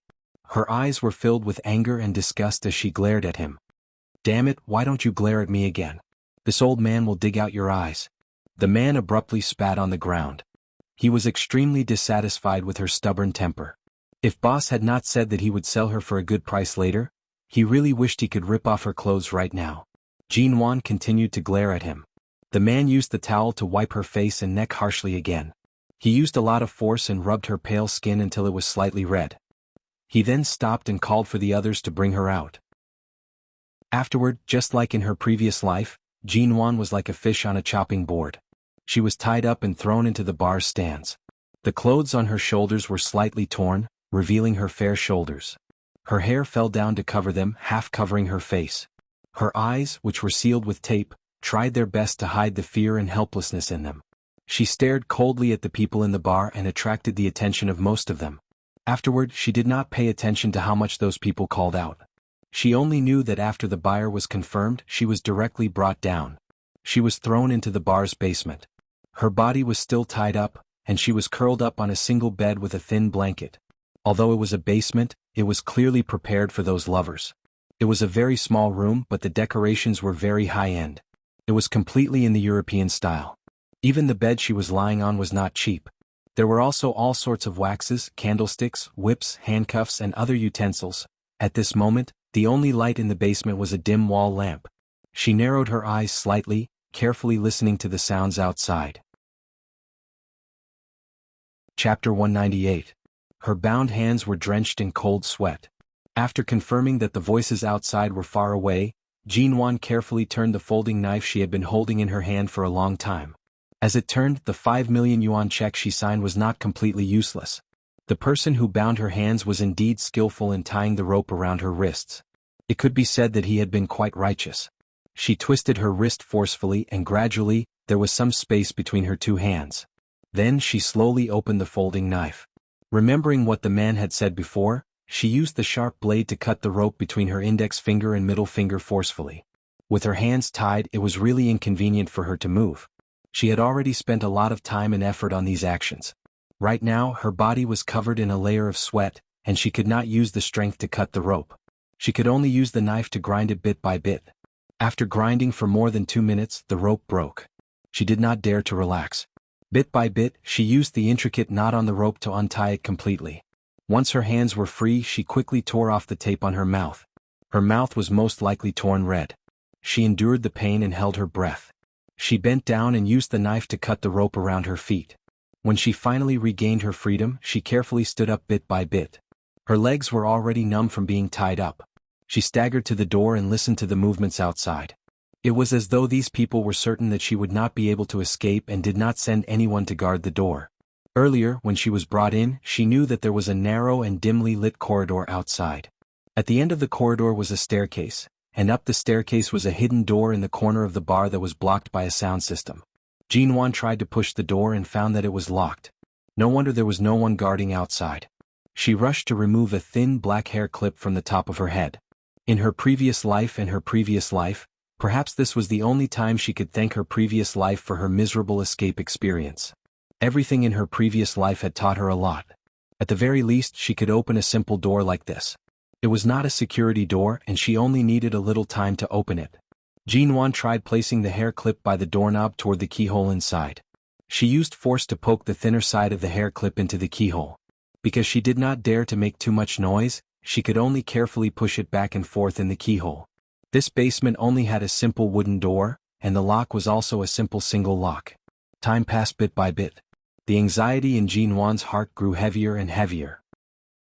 Every time she heard footsteps coming from outside, she would grab the hair clip in fright and turn to hide behind the door in a defensive posture. She did this countless times and finally, the hair clip found its place in the keyhole. The sound of the door being unlocked was very soft. She gently released a breath, pinning the hair clip back on her head and opened the door handle. The moment the door opened, the deafening roar of the bar instantly assaulted her ears. Jean Wan stuck her head out and observed the surroundings. She then quietly closed the door and pressed against the wall. She lowered her head and tried her best not to be captured by the surveillance cameras in the corner. After much difficulty, she finally reached the staircase. All of a sudden, she saw a figure approaching. She was startled and immediately turned around to see that the door to the room beside her was not locked. She rushed to enter that door and leaned against it. Her heart beat heavily as she listened to the movements outside. The room before her was not lit. However, when she opened the door earlier, she saw that the layout of this room was almost the same as the one she was in earlier. It seemed like every room in this underground corridor was the same. She was considering how to escape. There were people all around the bar. She did not know which were the customers and which were the staff of the bar. How could she avoid them? All of a sudden, the sound of footsteps came from outside the door. As she listened to the sound, the hair on Jean Wan's body stood on end. The footsteps seemed to be heading toward the room she was in earlier. There was a sudden silence inside, and this silence gradually made her panic. As expected, as the strange silence passed, she heard an angry and suppressed voice. She shouldn't have escaped too far. Go look for her immediately. She actually brought something that can cut the rope? Which bastard kidnapped her? Damn it. Go look for her. Then the sound of footsteps outside gradually increased. It was somewhat hurried, and at the same time the surrounding rooms were kicked open one by one. Jean Wan furrowed her brows and carefully hid under a black shelf by the side. She squatted down and held her breath. Look in every room. As the footsteps approached, someone abruptly kicked open the door of this room. The lights in the room were turned on. As if they had been inspecting the other rooms along the way, they hurriedly glanced around the room, turned off the lights, closed the door and went to check the other rooms. Perhaps they did not expect Jean Wan to hide in such a close place. The burly men were in a hurry to check and did not notice Jean Wan hiding under the table. Jean Wan released a light breath and crawled out from under the table. She listened to the movements outside and then ran to the door, pressing her ear against it. She didn't know what time it was, but she heard the footsteps of those people getting further and further away. It seemed like they had gone out to search and didn't continue to stay in the underground corridor. She waited for a while before carefully opening the door. Then she slowly walked to the staircase. Most of the people in this bar were their men. How was she going to escape? Climbing up the stairs, she saw the neon lights in the bar. Jean Wan bent down and carefully pushed open the door behind the stereo system. She looked out and saw all kinds of people outside. She lowered her head and covered her face with her loose hair. She followed the corner of the door and walked to the side. When a waiter approached, she hurriedly squatted down and hid behind a sofa. She then turned to look at the waiter. He was holding a tray and wine in his hand and was talking to the waiter by the side. Clearly, the flashing lights here made it difficult for people to see clearly. The waiter did not notice Jean Wan. Jean Wan turned around, maintaining her squatting position as she ran to the back of the other sofa. The lights in the bar flickered incessantly. Taking advantage of the dimming of the lights, she successfully leaped over without attracting anyone's attention. She walked along the back of these sofas and came to a place with fewer people. She looked out and planned to run out in one breath. Chapter 199. Unfortunately, there were people guarding the entrance of the bar. Jean Wan wanted to rush out in a fit of anger, but that was only a thought. The moment her figure appeared, no matter how fast she ran, the moment she was discovered by the people at the door, they nimbly came over and pressed her down. Just as she was about to cry for help, they covered her mouth and dragged her back. Jean Wan could not break free. In the blink of an eye, she was brought back to the basement and thrown onto the ground. The pain on her body could not compare to the hatred in her heart. All her earlier struggles were futile. She raised her head and saw that the boss with the knife scar on his face was actually here. He stepped forward and grabbed her hair. Jean Wan endured it and did not cry out in pain. However, her body was forced to lean forward due to the tug of her hair. The boss's expression was ugly as he dragged her and threw her harshly onto the bed. You're the first woman to have the ability to escape from the basement. The boss coldly glanced at her before ordering the people behind him, "Watch her. When the buyer is done drinking, don't let her escape again. If she escapes again, don't even think of living." Afterward, the door was locked once more. There were already people guarding the door. Jean Wan glared at the door, her hands gripping the thin blanket beneath her tightly. Right now, her hands and feet were no longer tied up, but there was no way she could leave this room. Not long after, the so-called buyer, a fat, bespectacled middle-aged man in his 40s, came in. The moment he saw Jean Wan, he put on a wretched smile and approached her step by step. Jean Wan was startled. Taking advantage of the fact that the guards had left and that the bespectacled man had drunk too much, she grabbed the lamp on the bedside table and threw it at him. "Your temper isn't small," the bespectacled man said as he suddenly took off his clothes, revealing his plump upper body. Jean Wan was disgusted by the sight. She leaned against the wall but felt that this scene was extremely familiar. In her previous life, she was sold to a father and son's home in that poor mountain village. That father and his foolish son had once stripped naked and forced her into a corner. Even though she had escaped, even though she had mutilated herself and covered herself in blood so that they couldn't get close to her or touch her, those terrifying memories still lingered in her mind. Jean Wan didn't want to be affected by the terrible memories of her previous life. She tried to calm herself down, but the white flesh in front of her still made her nauseous. Just as she suddenly leaned against the wall and retched, the bespectacled middle-aged man suddenly rushed over, grabbed her hair and pulled her close to him. As soon as Jean Wan's whole body was pressed against his white flesh, her hair stood on end. "Let me go. Little bitch, I heard that you wanted to escape just now. I spent more than 2 million to buy you a few nights and you dare to run? Do you believe that this old man won't kill you right now?" The other party ignored Jean Wan's struggles and abruptly threw her harshly back onto the bed. He threw her with too much force, and Jean Wan was thrown to the innermost position against the wall. Her head knocked heavily against the wall and she instantly felt dizzy. Her vision darkened and she raised her hand to touch her forehead. When she lowered her hand, she saw a patch of blood on her palm. The wall was decorated with all kinds of small pebbles, so it wasn't smooth. Her impact was not light either. Seeing the blood on her palm, Jean Wan's vision darkened. She forced herself to sit against the wall, and in the blink of an eye, she saw him pouncing toward her.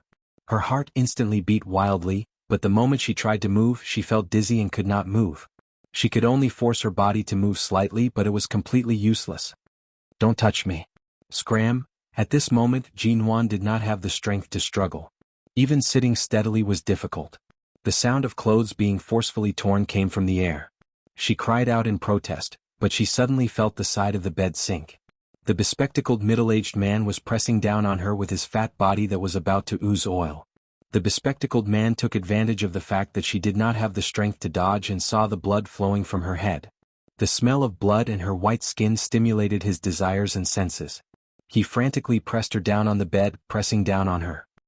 He lowered his head to nibble on the alluring white skin on her neck. Jean Wan felt a wave of disgust. Her heart harshly contracted as she screamed, "Don't!" A small portion of her clothes had been torn open. The buttons on the front of her body popped open like beans. Her clothes were suddenly wide open. Even though she was still wearing a tight-fitting camisole underneath, she still felt a chill on her upper body. Both her hands were held by her sides. She did her best to curl up and kick him away. Her lips were already bitten hard by herself and they turned purple.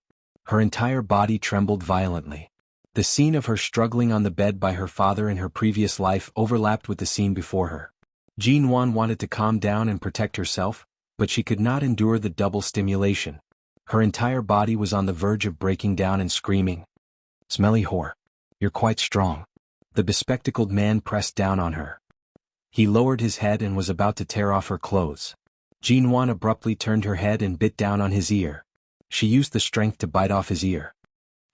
In pain, he abruptly pushed her away. He raised his hand and gave her a harsh slap. Half of Jean Wan's face was in so much pain that she lost consciousness. The dizziness in her head intensified.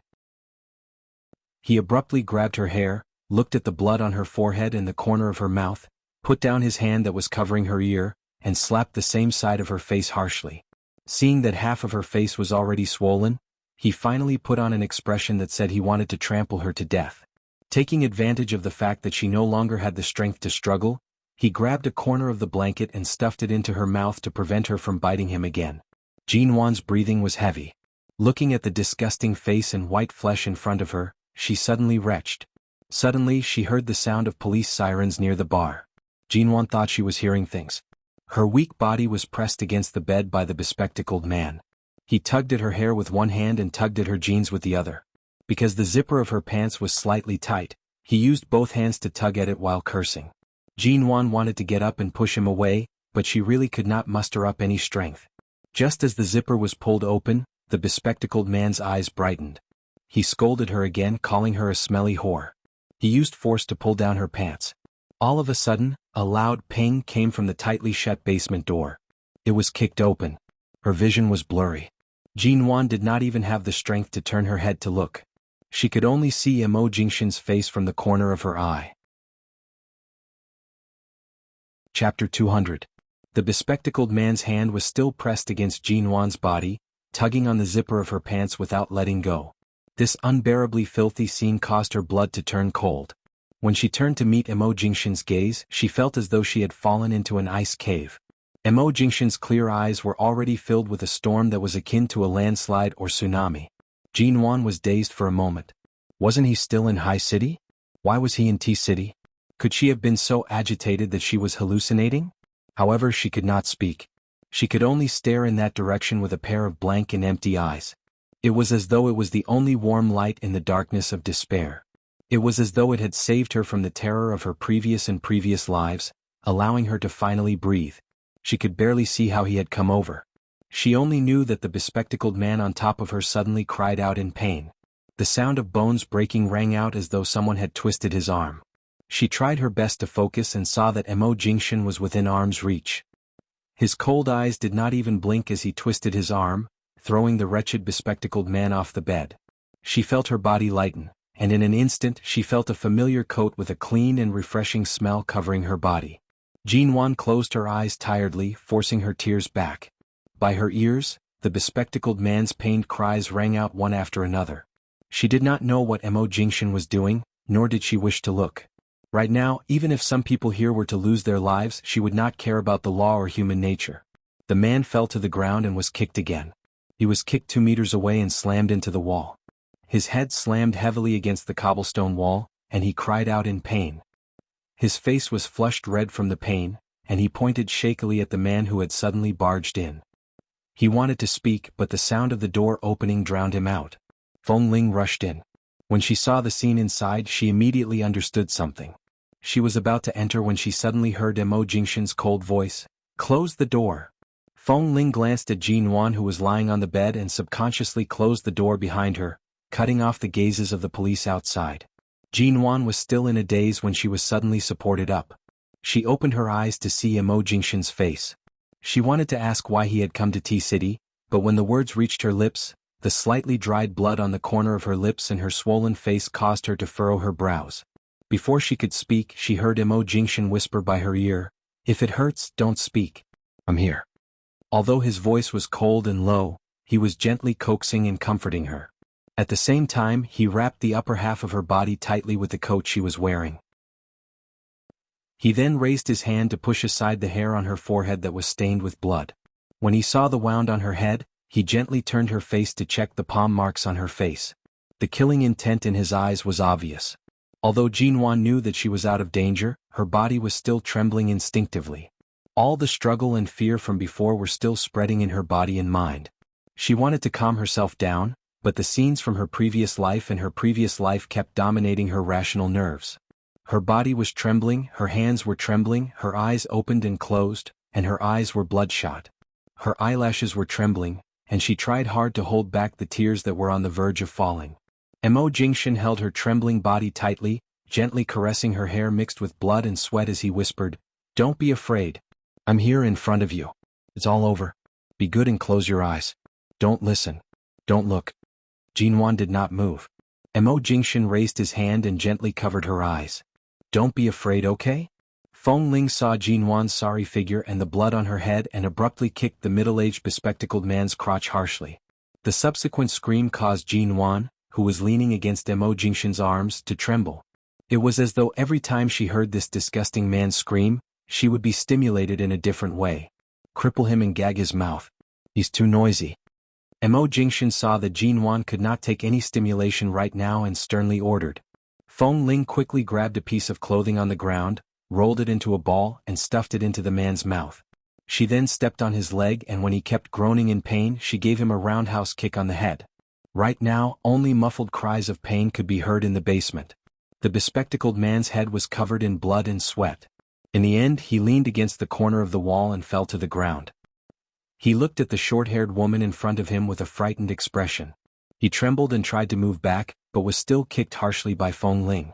This time the kick landed on his abdomen. The bespectacled man was in so much pain that his eyeballs almost popped out. Following that, there was the sound of his other arm bone being broken.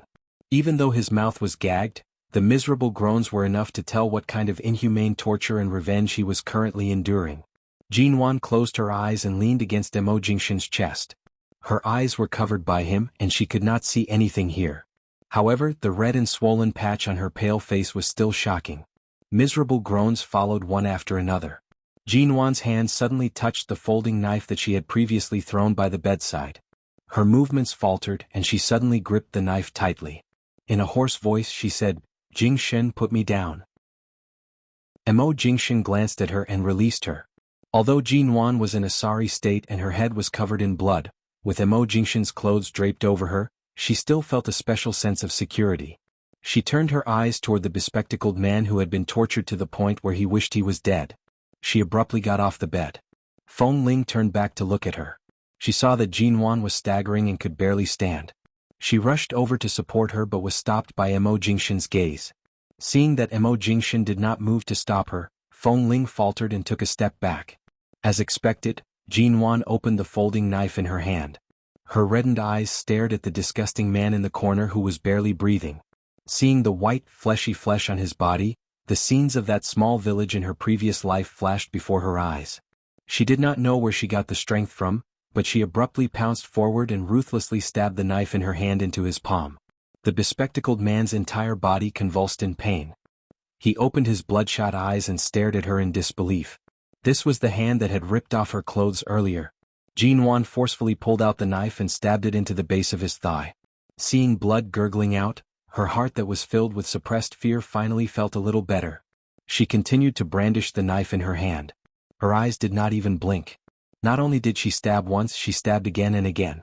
Even when the bespectacled man's entire body was covered in a pool of blood, she still did not stop. Old Mo. Feng Ling watched this scene and wanted to step forward. However, she saw that although Jin Wan's stabs were extremely vicious, most of them were only stabbing the man's legs, hands, and arms. She did not injure any vital parts. Chapter 201. Since she needed to vent, he would let her vent. After all, Mr. Mo was here. No one could touch a single hair on her. Even when his entire body was covered in blood, Jin Wan's eyes were bloodshot as she continued stabbing him with the knife. Outside, the sound of the police knocking on the door could be heard. Mo Jingshan abruptly stood up and walked over to Jin Wan's back, pulling her into his embrace. He pressed her tightly against his chest, forcefully stopping her from charging forward. He bent down to whisper by her ear, "All right, that's enough." Jin Wan's eyes were still bloodshot as she glared at the man who was convulsing in pain and had no strength to stand up. She gritted her teeth and glared at him. Mo Jingshan seized the opportunity before the police knocked on the door and snatched the knife from her hand, throwing it to the ground. Jin Wan seemed to have lost her mind.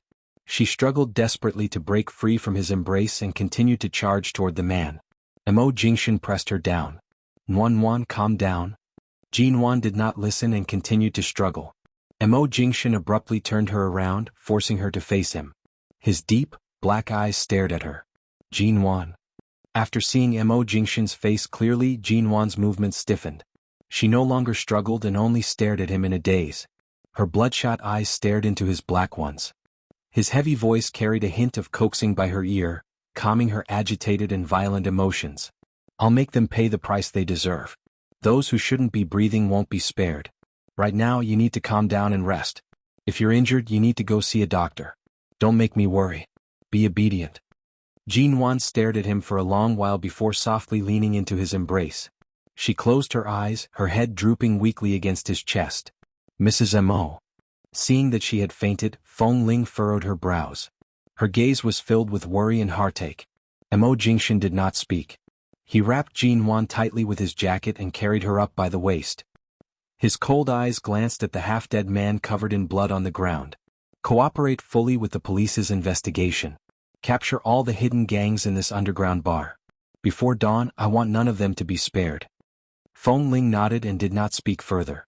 She watched as Mo Jingshan carried Jin Wan and was about to leave when she suddenly said, "Mr. Mo, Miss Su's cousin?" Hearing these words, Mo Jingshan's eyes darkened slightly. He used an extremely cold voice to say, "You don't have to interfere in America's Su family's matters. I have my own plans on how to deal with people who refuse to mend their ways." Feng Ling understood the hidden meaning in his words and nodded. Since the Su family did not take Mo Jingshan's warning to heart, then no matter how powerful the Su family's background was, they would not have peace in the future. When the police rushed in and saw this scene, they also saw the middle-aged bespectacled man covered in blood on the ground. None of them expected this to happen. When they saw Mo Jingshan carrying Jin Wan, whose face was pale and head was covered in blood, out, none of them dared to stop him. Only one of the police officers approached, his expression trembling with fear and concern. "Mr. Mo, the underground bar caused such a ruckus on a street, and T-City's police didn't even put on an act to control this place. Did they think that T-City's sky is high and the Emperor is far away, and no one would be able to investigate?" Mo Jingshan threw down the words in a heavy voice. T-City's police force is worthy of suspicion. The police officer's expression immediately stiffened. "Mr. Mo, don't worry. This bar and everything that happened today will all be recorded. We will definitely give you a satisfactory answer." Mo Jingshan carried the unconscious Jin Wan in his arms and walked out through the path that the police had automatically opened up. He walked up from the basement. Inside the bar, the owner with a knife scar on his face and his subordinates were all restrained by the police. Mo Jingshan coldly glanced at the so-called bar boss. "You dare to touch my woman? Are you tired of living?" Mo Jingshan's voice seemed to be coated with a layer of frost. The bar boss did not make a sound. When he learned that the woman he brought in today was actually the wife of the great Mo Corporation CEO, he knew that it was useless for him to walk this path for so many years. Today he was really finished.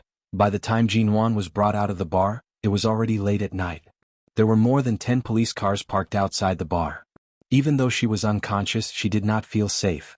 Hearing the sirens of the police cars outside, she closed her eyes and silently furrowed her brows. Half an hour later at the hospital, a group of helpless doctors exchanged glances before turning to look at the woman who was curled up on the bed. Her head was still covered in blood, and her body was trembling uncontrollably. 10 minutes ago this Miss G was sent in. She was instructed to clean up her wounds and check if there were any other injuries or problems on her body. Because the police had followed along, the gentleman who brought her in was currently negotiating with the police outside the consultation room.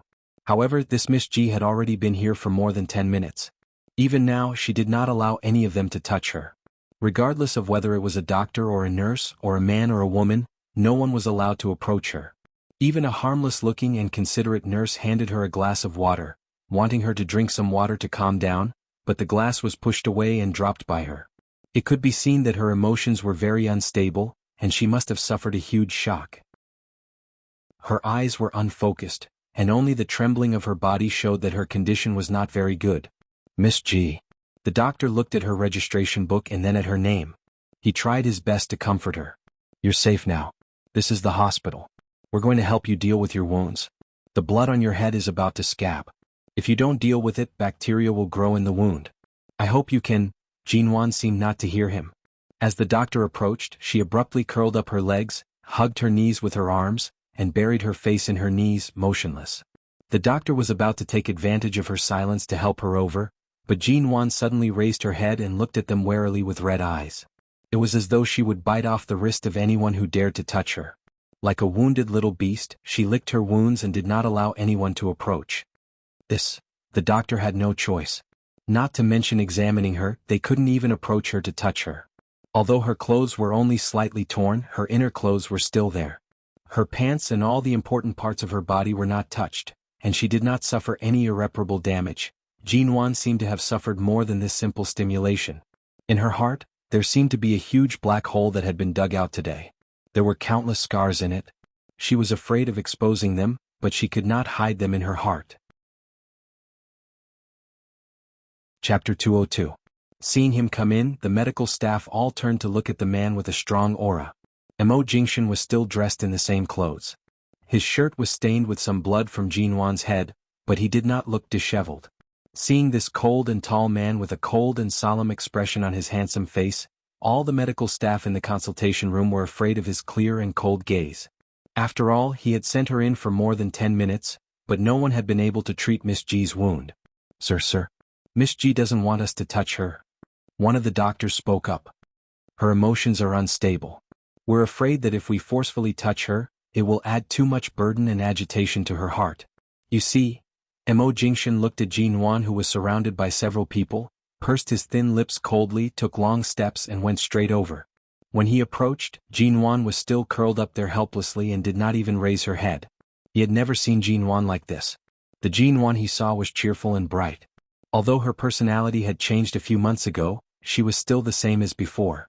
It was just that she was more rational and had more goals in life. She was still as confident and bright as ever. He had never seen her so pale, and her eyes were filled with fear, as if she was on guard against the entire world.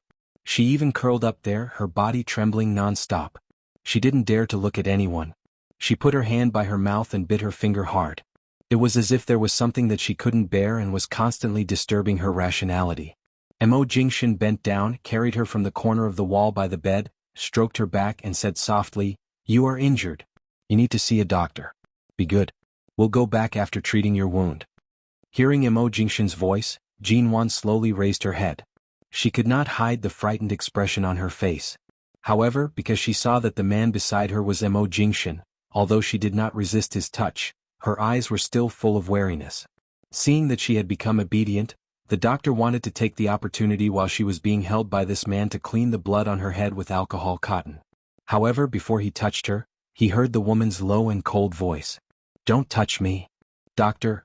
Sure enough, other than this gentleman, she really did not allow anyone to touch her. How much stimulation must one have gone through, and how much trust and reliance must one have on this gentleman to make him the only one who was special? Seeing that she was really afraid of other people's touch, he stroked her head and asked softly, "Do you feel uncomfortable anywhere?" She shook her head. "Does your head hurt?" he asked in a low voice. She still shook her head, but winced at the pain when his hand touched the wound on her head. Mo Jingshan didn't say more. He signaled the doctor with his eyes to place everything that could be used to treat the wound on the shelf by his hand. He then personally wiped the blood from her forehead and cheeks, and then wiped the area around her wound. Seeing that her wound was not very deep and was only a scratch caused by the cobblestone wall and did not need to be stitched up, he took the alcohol cotton and continued to wipe her wound. Although the wound was not deep, it was not small. Jinwan's entire body trembled from the piercing pain from the alcohol cotton. However, when Mo Jingshan lowered his eyes to look at her with concern, she bit her lips hard and did not make a sound. She endured the pain and did not move. "Don't bite yourself." Mo Jingshan took a clean piece of gauze, folded it into a thick square and placed it by her mouth.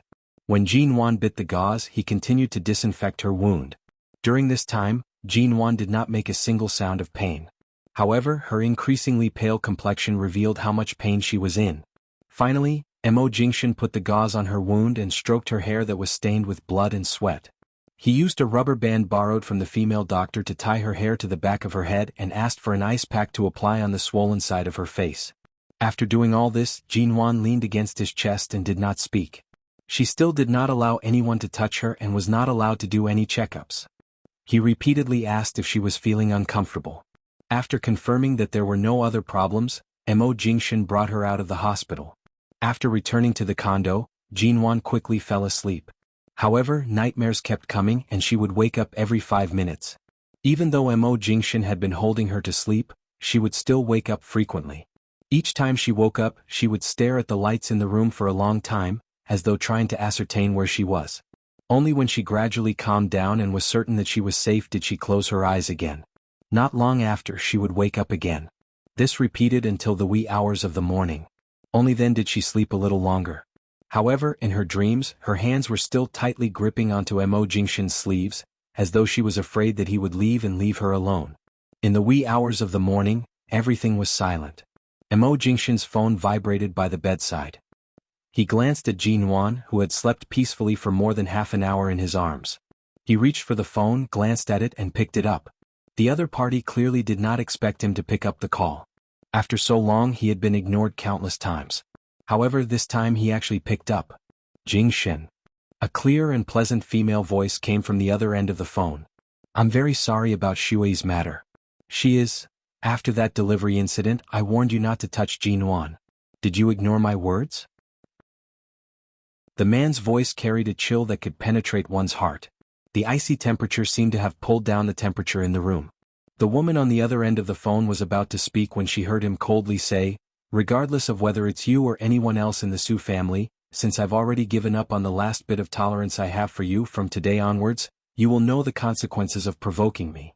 The other party did not have time to say another word before the call was coldly hung up. Mo Jingshan tossed the phone onto the table. He turned to see that Jinwan had begun to furrow her brows in her sleep. Her uneasy hands were tightly gripping onto his sleeves, as though she was being chased by a frightening person in her dreams. It was as though she had nowhere to run, and her entire body was tense as she slept by his side. The man's hand avoided the wound on her head and rubbed it gently. After several minutes of comfort, Jinwan's body gradually relaxed. Her face was pressed against his chest, and her brows slowly unfurled. If it was only the incident in the bar's basement that had agitated her, it would be normal for her to feel uneasy.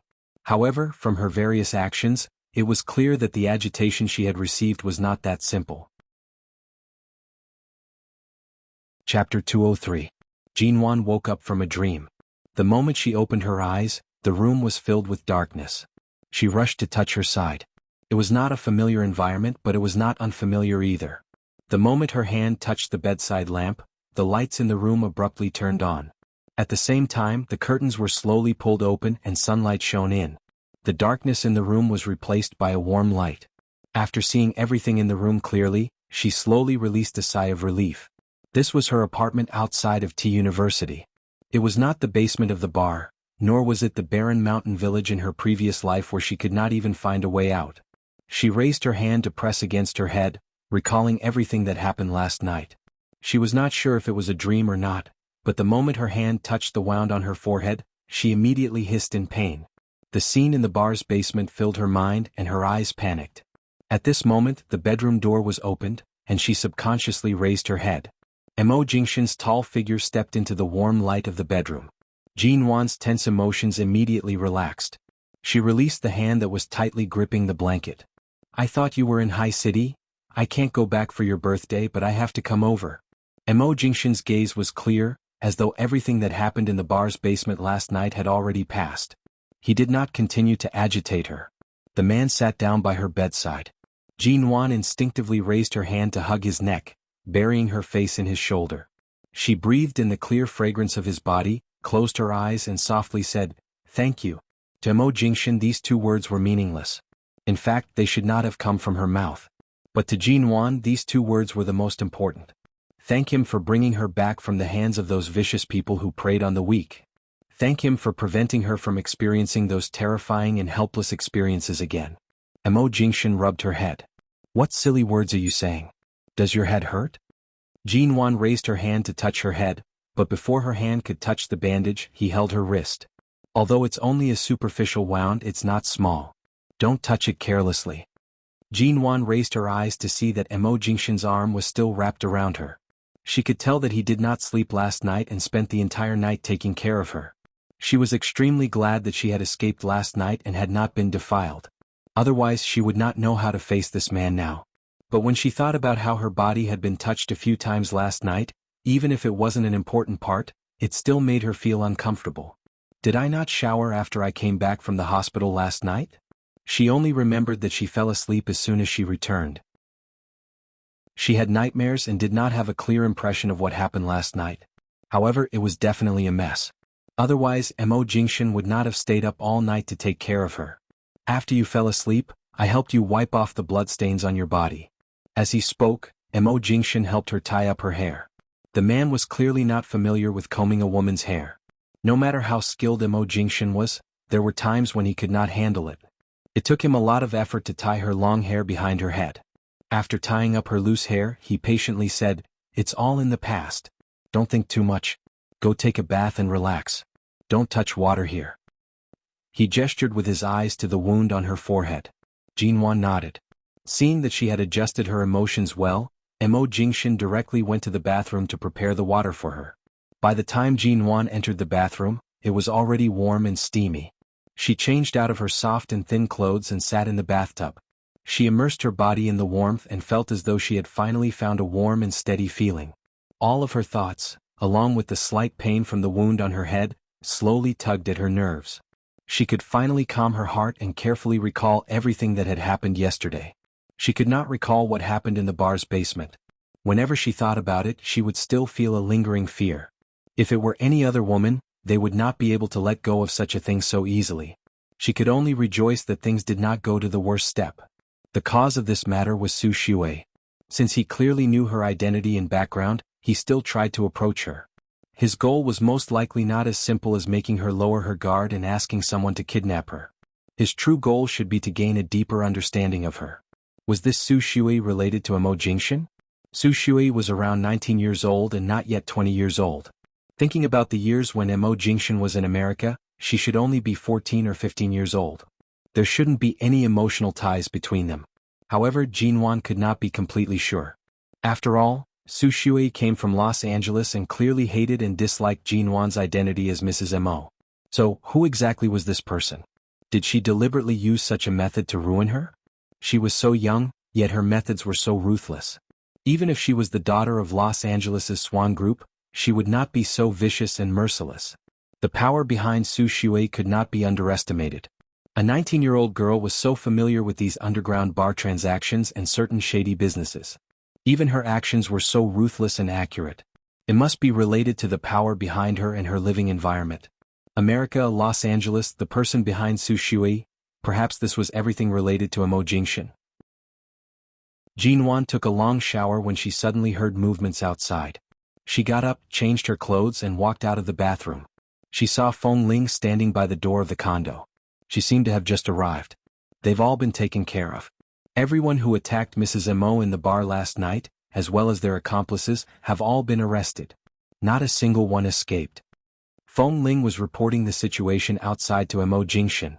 She turned to see Jinwan coming out of the bathroom and suddenly took out a check from her pocket. "Mrs. Mo, is this the check you signed?" Jinwan was surprised to see this check. She stared at it for a moment and nodded. "It's the two people who drugged me and kidnapped me.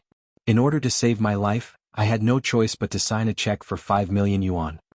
But perhaps the knife she had exchanged for 5 million at that time wasn't useless. At the very least, she had gone through a not-so-smooth escape in the middle, and it had more or less delayed her for more than half an hour." "That's right." Feng Ling placed the check on the coffee table and said, "The two of them wanted to exchange the check and escape from T-City overnight. However, they were discovered by our people. They were captured at the bank and this check fell into my hands." Jinwan stepped forward to take the check. Looking at the words on it, she directly tore it up and threw the shredded paper into the wastebasket by the side. Chapter 204. With Mr. Mo personally making an appearance, the T-City police did not dare to be negligent. Those who should have been arrested were all caught, and those who should have been dealt with did not live to see the sun rise today.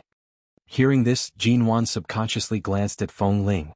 Although Feng Ling did not say much, her meaning was clear. The person who almost tainted her last night was most likely dead. "Did I kill him?" When Jinwan asked this, her tone was calmer than she had imagined. After all, she remembered how many times she had stabbed that person last night. "No, the wounds you stabbed him yesterday were not fatal. At most he lost too much blood. The real cause of death was because he resisted too much when he was being arrested, causing the police to accidentally injure him." Feng Ling mildly curved her lips at Jinwan, indicating for her not to think too much. How could a person who was already half dead have the strength to resist in front of the police? However, even if Jinwan had the answer in her heart, she did not say much. Some people deserved to die. Since things had already reached this stage, she did not have the heart to feel pity for the state of the universe. Feng Ling used this method to stop her from thinking too much, and Jinwan accepted this ending. It was better than letting her know that the disgusting person was still alive and making her unable to eat every day. Seeing that Jinwan did not say more, Mo Jingshin sat on the sofa and indicated for her to come over. "Does your head still hurt?" As she approached, the man's hand touched her head. Although he avoided her wound, he purposely touched other parts of her head, as though to make sure she did not have any other injuries. It doesn't hurt. Last night, when I was struggling, I was thrown against the wall and hit my head. Jinwan pulled his hand down from her head and said, I know you're afraid I'll have a concussion. Last night, I did feel a little dizzy, but I'm much better now. Don't worry about me, I'm really fine. She had already calmed down and needed to think about many things. Recently, no matter if it was her injuries or the various situations, they all seemed to be related to someone in Los Angeles. When Jinwan's hand was held by Emo Jingshan, she suddenly asked, That Su Shui, what exactly is her background? Is her goal to destroy me? Or does she have other plans? Knowing that Emo Jingshan was by her side, Jinwan turned her eyes to Feng Ling and stared into her eyes. I sent her photo to you before the accident. Have you checked it? Any results? Feng Ling's expression faltered. Her gaze paused on Jinwan's face for a moment. She was about to speak when she suddenly felt Emo Jingshan's grip on her hand tighten. There's nothing for you to do here. Go out first, Emo Jingshan calmly said. His words were directed at Feng Ling. Seeing Feng Ling turn to leave, Jinwan subconsciously tried to withdraw her hand from Emo Jingshan's, only to be held tightly by him. What do you want to ask? He looked at her, his eyes clear and calm. Jinwan looked at him and suddenly felt a strong urge to pull her hand out of his, but Emo Jingshan didn't let go and looked at her fixedly. Let go of me first. She frowned and tried to pull her hand out of his palm several times. I won't. Jinwan was exasperated.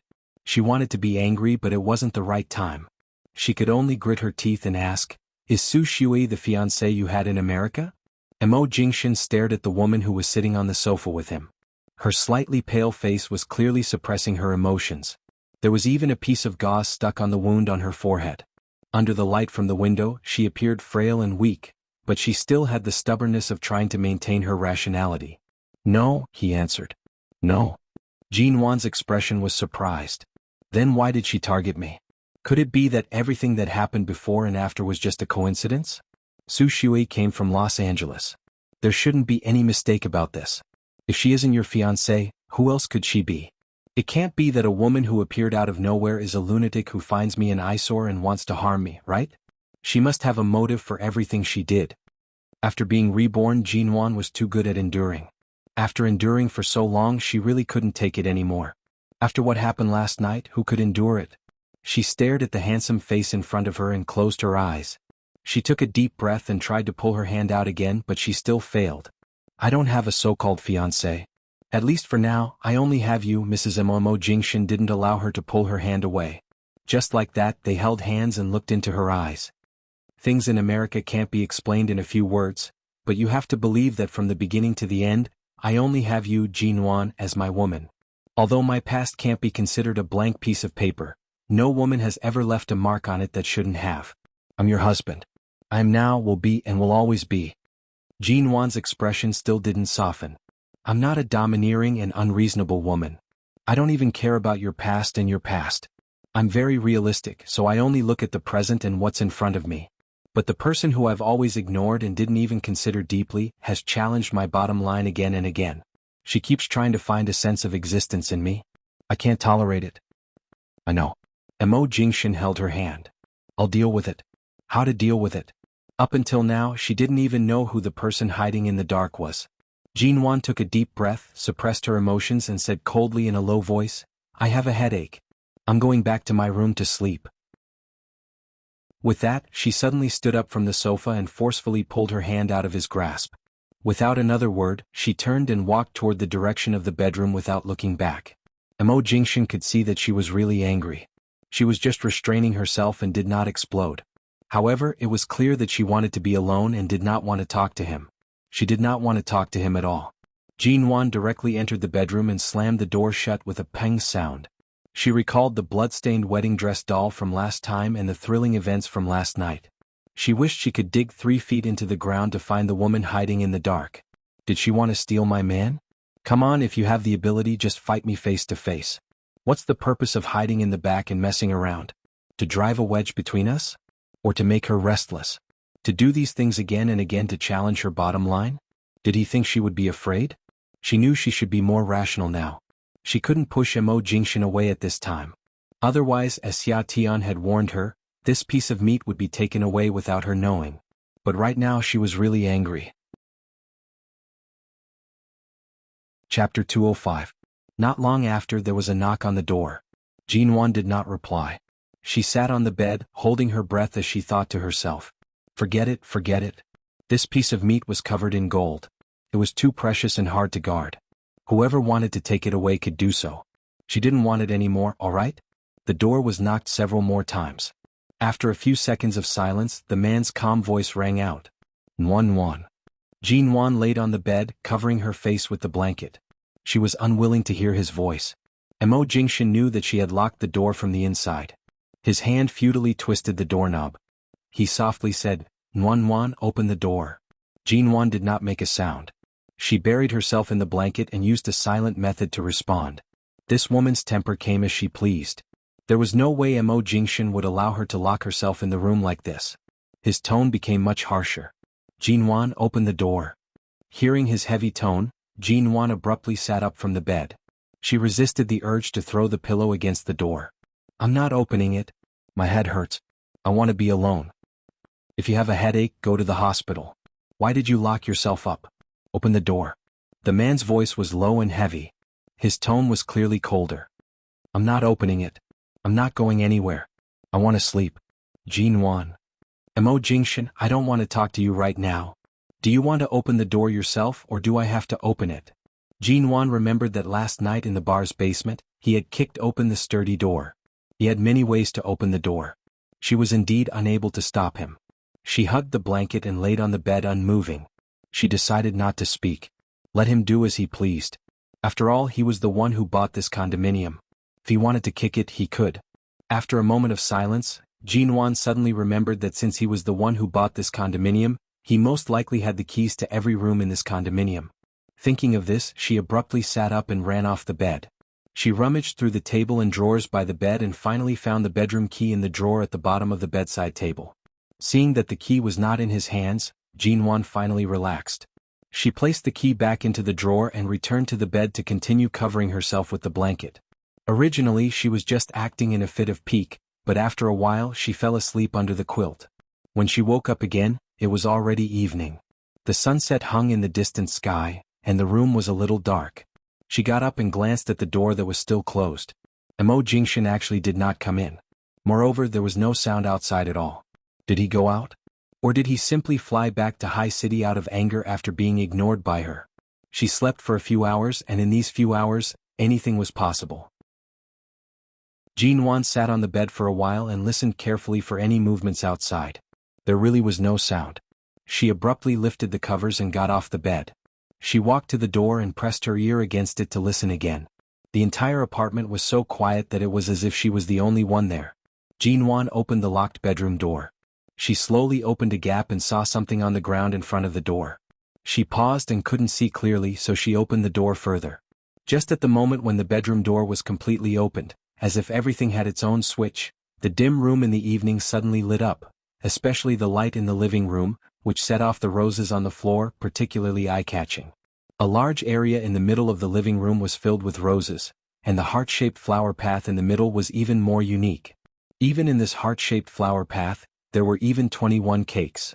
The first cake was white, representing the pure white and flawless angel when she was 1 year old. Then the color of the cakes gradually deepened, from white to pink to red, until the last, the 21st cake, was red, representing marriage. Jinwan stood stiffly in front of the door, so busy throwing a tantrum that she even forgot that today was her birthday. Moreover, it had been too long since she had a birthday, and this kind of birthday atmosphere was particularly strange to her. The whole room could only see the rose path and the huge heart-shaped cakes. She raised her eyes and looked around but did not see Mo Jingshan. She walked out of the door. As soon as she passed the first white cake, she suddenly saw a burst of bright fireworks in the sky outside the window. Jinwan stared blankly out of the window and took another step forward uncontrollably. When she passed the second cake, there was another burst of fireworks outside the window. She looked out of the window as she walked until the last cake. Because it was heart-shaped, she walked back to the starting point at the bottom of the heart-shaped cake. As soon as she stepped on the last red cake, there were no more fireworks outside the window. Instead, on the balcony outside the French windows, a light slowly lit up.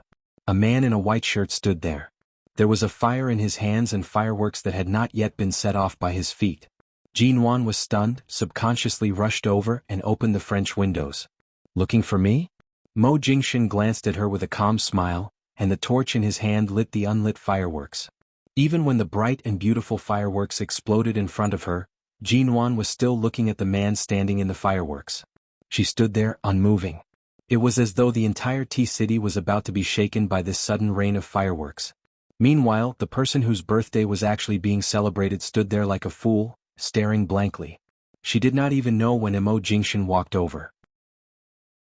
She only knew that the man held her hand and planted a light kiss on it, saying softly, "1-year-old Jinwan, happy birthday." Before Jinwan could react, the man had already hugged her and planted a kiss on her forehead. 2-year-old Jinwan, happy birthday. Jinwan, 3-year-old Jinwan, happy birthday. 4-year-old Jinwan, happy birthday. He kissed her hands, her face, her nose, the space between her eyebrows, her forehead, her ears, her cheeks, and so on. 20-year-old Jinwan, happy birthday. When she was about to say 21 years old, the man finally planted a kiss on her lips. He did not move away but pressed his lips against hers, saying softly, 21-year-old Mrs. Mo, happy birthday. With that, he abruptly pushed Jinwan, who was still absent-minded, against the glass of the floor-to-ceiling window. This kiss was not as light as the previous ones. Instead, it seemed to be full of possessiveness and aggression, imprisoning her firmly between the window and his chest. The kiss became deeper and deeper. When Jinwan came back to herself, she raised her hand to block his chest, but he held her back and his tongue, which had already invaded her body, drilled deeper into her body. Jinwan could not push him away. She opened her eyes and abruptly bit down on his lips. Although it was not a heavy bite, the man paused and lowered his eyes to look at her. Jinwan wanted to say that she was still angry, but she could not say it. Chapter 206. However, the man in front of her stared at her. His deep, black eyes were filled with traces of a smile. His smile was seductive, as though he was a pervert who brought disaster to the world. His Adam's apple bobbed, and he leaned down to press his lips against hers. There was no further entanglement. Instead, he licked her lips inch by inch, filling the air with ambiguity. Finally releasing her lips, he held her waist, preventing her from turning her head away. He said in a low and hoarse voice, "Even if I'm angry, my birthday still has to be celebrated. If I don't give you a proper explanation before midnight, won't I have another baseless accusation?" Jinwan looked at his innocent appearance and pushed him angrily. "I'm not that unreasonable." "That's right. You're very reasonable. Yesterday you acted as a hero saving a damsel in distress. Today you dare to lock me outside the door and? That's because you weren't honest with me." Jinwan forcefully slapped his hand away from her face. Although she was clearly moved, she still had to hold back her anger. Right now, her expression was indescribable. It was likely that it was slightly twisted, but she could not be bothered to hide it. However, she was no match for his strength. Jinwan had already been brought into the floor-to-ceiling window. The window was not closed. She tried to push his hand away, but the man placed a knife in her hand. "Jinwan, cut the cake or just cut me. Choose one." Mo Jingshan's tone was mild, but his gaze was indifferent as he watched her. It was clear that he had already seen through her thoughts. "Aren't you still angry? Where do you want to cut?" He leaned over, leaning in front of her face to look at her expression. "The door is already closed and you've held back your anger for too long. Rather than having a cold war by yourself, why don't you cut me a few times? I saw that you cut me very cleanly last night. Do you want to continue venting your anger today?" Jinwan gripped the knife tightly, glaring at him. The feeling of punching cotton was truly an internal injury. "Who says I want to have a cold war with you? I'm not that bored." Jinwan abruptly turned around, picked up a cake on the ground and cut it. She then picked up the cake and put it on the table by the side. After cutting it several times, she picked up another one and continued to cut it. From beginning to end, she did not look up at her again. Mo Jingshan stood by the side watching her. No matter how he looked at it, he felt that she was using the same strength she used to cut him to cut the cake. The ping-ping sounds indicated that she was indeed in a bad mood. He didn't say anything and handed her the cake for her to cut. After cutting one, he passed her another. After cutting for a long time, Jinwan was tired. She turned to see that there were still a few intact ones on the ground. Mo Jingshan picked up another one and handed it to her. She stood there with the knife covered in cream in her hand. The man looked at her with clear eyes, and his eyes were filled with the indulgence that belonged to her. For a moment, Jinwan didn't know what she was angry about. He had clearly explained to her that even if his past couldn't be considered a blank piece of paper, no woman had ever left a mark on it that shouldn't have. His words were already clear enough. What else did she want him to say? Jinwan didn't know why she was so angry with him. Was it because his past in Los Angeles had been provoking her? Did this mean that the other party had succeeded in provoking her? She suddenly rubbed between her brows. She didn't think whether her jealousy was really unreasonable. She threw the knife away and went to the bathroom to wash her hands, washing away the cream on her hands. At this moment the doorbell rang. Jinwan slowly washed her hands and saw Mo Jingshan open the door. Nan Heng came in. Seeing the mess on the floor and Mo Jingshan's white shirt more or less stained with cream, he sneered coldly. Did you guys just go through a cream war? Or did you just unlock some new postures on so many cakes? Jinwan didn't have time to think about why Nan Heng suddenly came to T-City. His words made her ears burn. Mo Jingshan calmly glanced at Nan Heng and then at Jinwan, who was still standing in the bathroom washing her hands. He spoke, his voice gentle and ordinary. Your body is covered in cream. Go back to the bedroom and change your clothes after washing. Nan Heng looked at the gauze on Jinwan's head and the slightly swollen side of her face. His gaze was no longer as ordinary. You were so heavy-handed. Didn't you crush that bastard's family jewels on the spot? Nan Heng sneered, but his expression was clearly much colder. Jinwan paused and calmly glanced at him. Could it be that Nan Heng was here because of the underground bar incident? Or was it related to that person in America? Before I could make a move, that person was already crippled by Feng Ling. Mo Jingshan's extremely cold voice interrupted Jinwan's thoughts. He looked at her. Go back to the room and change your clothes. That person was not only crippled by Feng Ling, but Jinwan also almost killed him with her own hands. Wasn't that even more bloody? Jinwan knew that Nan Heng was in the arms business, and she also knew that his relationship with both the underworld and the underworld was not simple. The reason why Nan Heng came here was most likely because the people who were dealt with last night were all from T-City's underground bar. Perhaps there was some connection between them. Jinwan did not wish to hear any more about those people from last night. She glanced at them, wiped her hands and went back to the bedroom. Seeing Jinwan step into the bedroom with the cake and mess on the floor, Nan Heng felt that Jinwan seemed to be angry today. Although she didn't say it, when she closed the bedroom door, she made a loud noise. Nan Heng raised his brows, looking at Mo Jingshan with an indifferent expression. What's the matter? Did you manage to save her and release her temper? Mo Jingshan ignored him. He casually unbuttoned his shirt and calmly asked, What happened in Los Angeles? What happened? Isn't it obvious? Because of your pressure, Elder Su locked his precious granddaughter up at home. Su Shui was merely used by that person. She dared to come to the country to cause trouble. She is indeed courageous. But it's not like you don't know what kind of power the Su family is relying on. Nan Heng spread his hands. But speaking of which, are you really willing to do it? That person guarded you for an entire year while you were still recovering from your injuries. There seemed to be an undercurrent surging in the air. Mo Jingshan's usually gentle face revealed a biting sharpness. His tone was cold and heavy.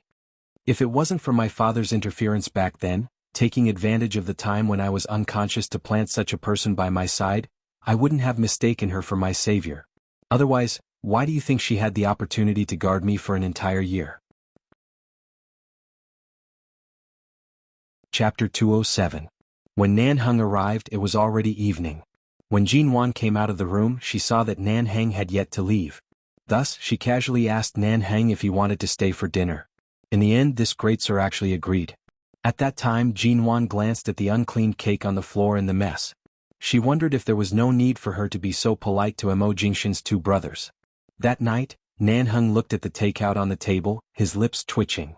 So, the last time you went to Old Chin's place, you personally made a sumptuous meal, and now that you're here you can only eat takeout? Mo Jingshan tossed the disposable chopsticks to him, indifferently saying, Do I look like I have the leisure to make you a sumptuous meal right now? Nan Heng raised his brows, turning his gaze to the Jinwan who had now become a good wife. Jinwan pushed her long hair to the side, showing him the gauze on her forehead.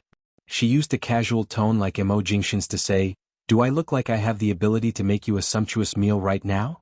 Nan Heng snorted, breaking the disposable chopsticks with a pa sound.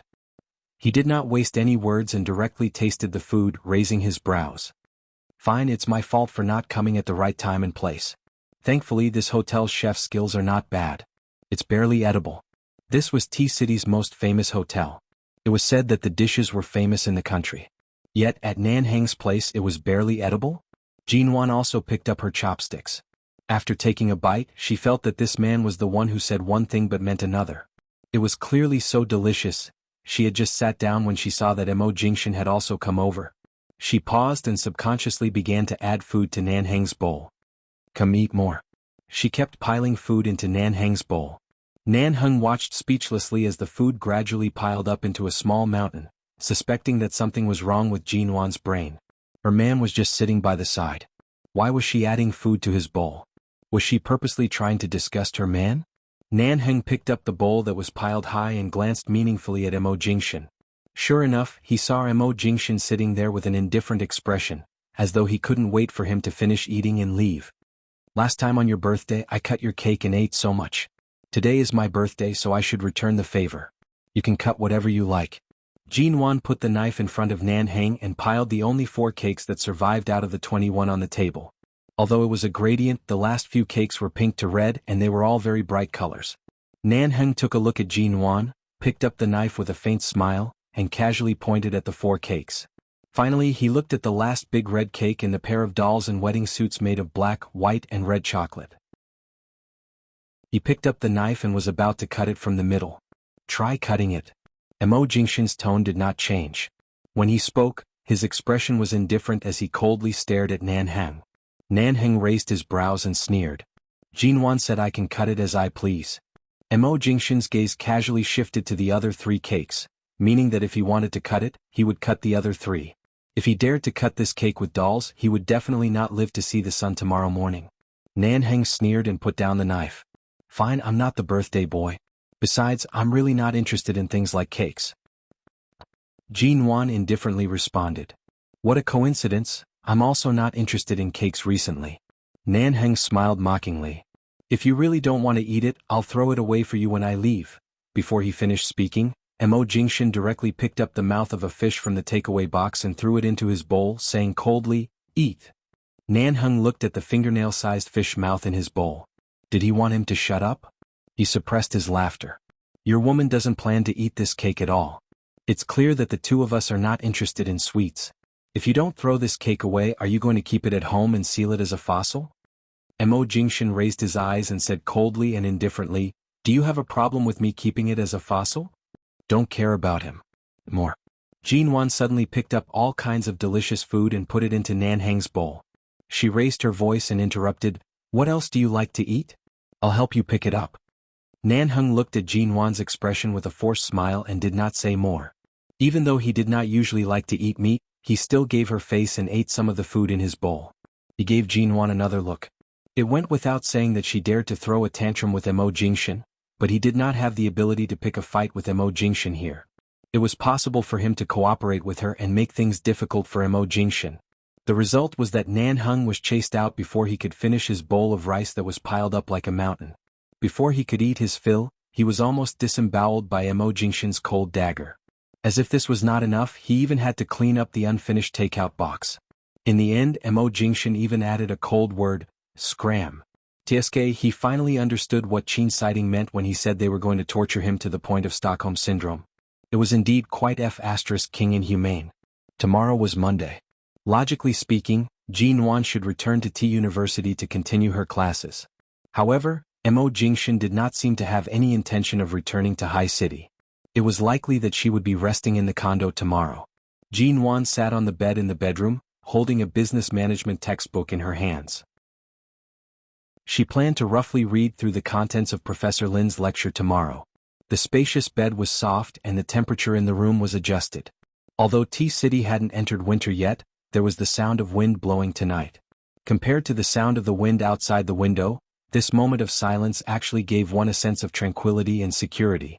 Whether the true sense of security came from the warmth of this room or from the man living in this condo with her, she could not be bothered to think about it. The man pushed the door open and entered, breaking the silence in the room. His long legs took steady steps as he walked towards her without saying a word. The woman who was reading on the bed raised her head. Her expression was calm, and the unhappiness from before was gone. Her voice was light and emotionless. I'm returning to T University to attend classes tomorrow. The man furrowed his brows, coldly replying, no. Chapter 208. Although Jinwan's voice was calm, it clearly hid a hint of toughness. After she finished speaking, she lowered her head and continued flipping through the book. After turning a page, she said in a normal tone, then, let's book a plane ticket back to High City. I'll go back with you. I'm not going to study anymore. After I recover, I'll stay behind you and be an idle rich wife. Anyway, you don't lack money. Even if I casually take out a few $100 million or even a few billion to blindly invest and lose a few $100 million every day, you can still afford to squander like this. If you really want to lose, go ahead. I can indeed afford to raise you. Mo Jingshin did not mind at all the sarcasm in her words. Instead, her fists landed on cotton, causing her to feel strangely irritated.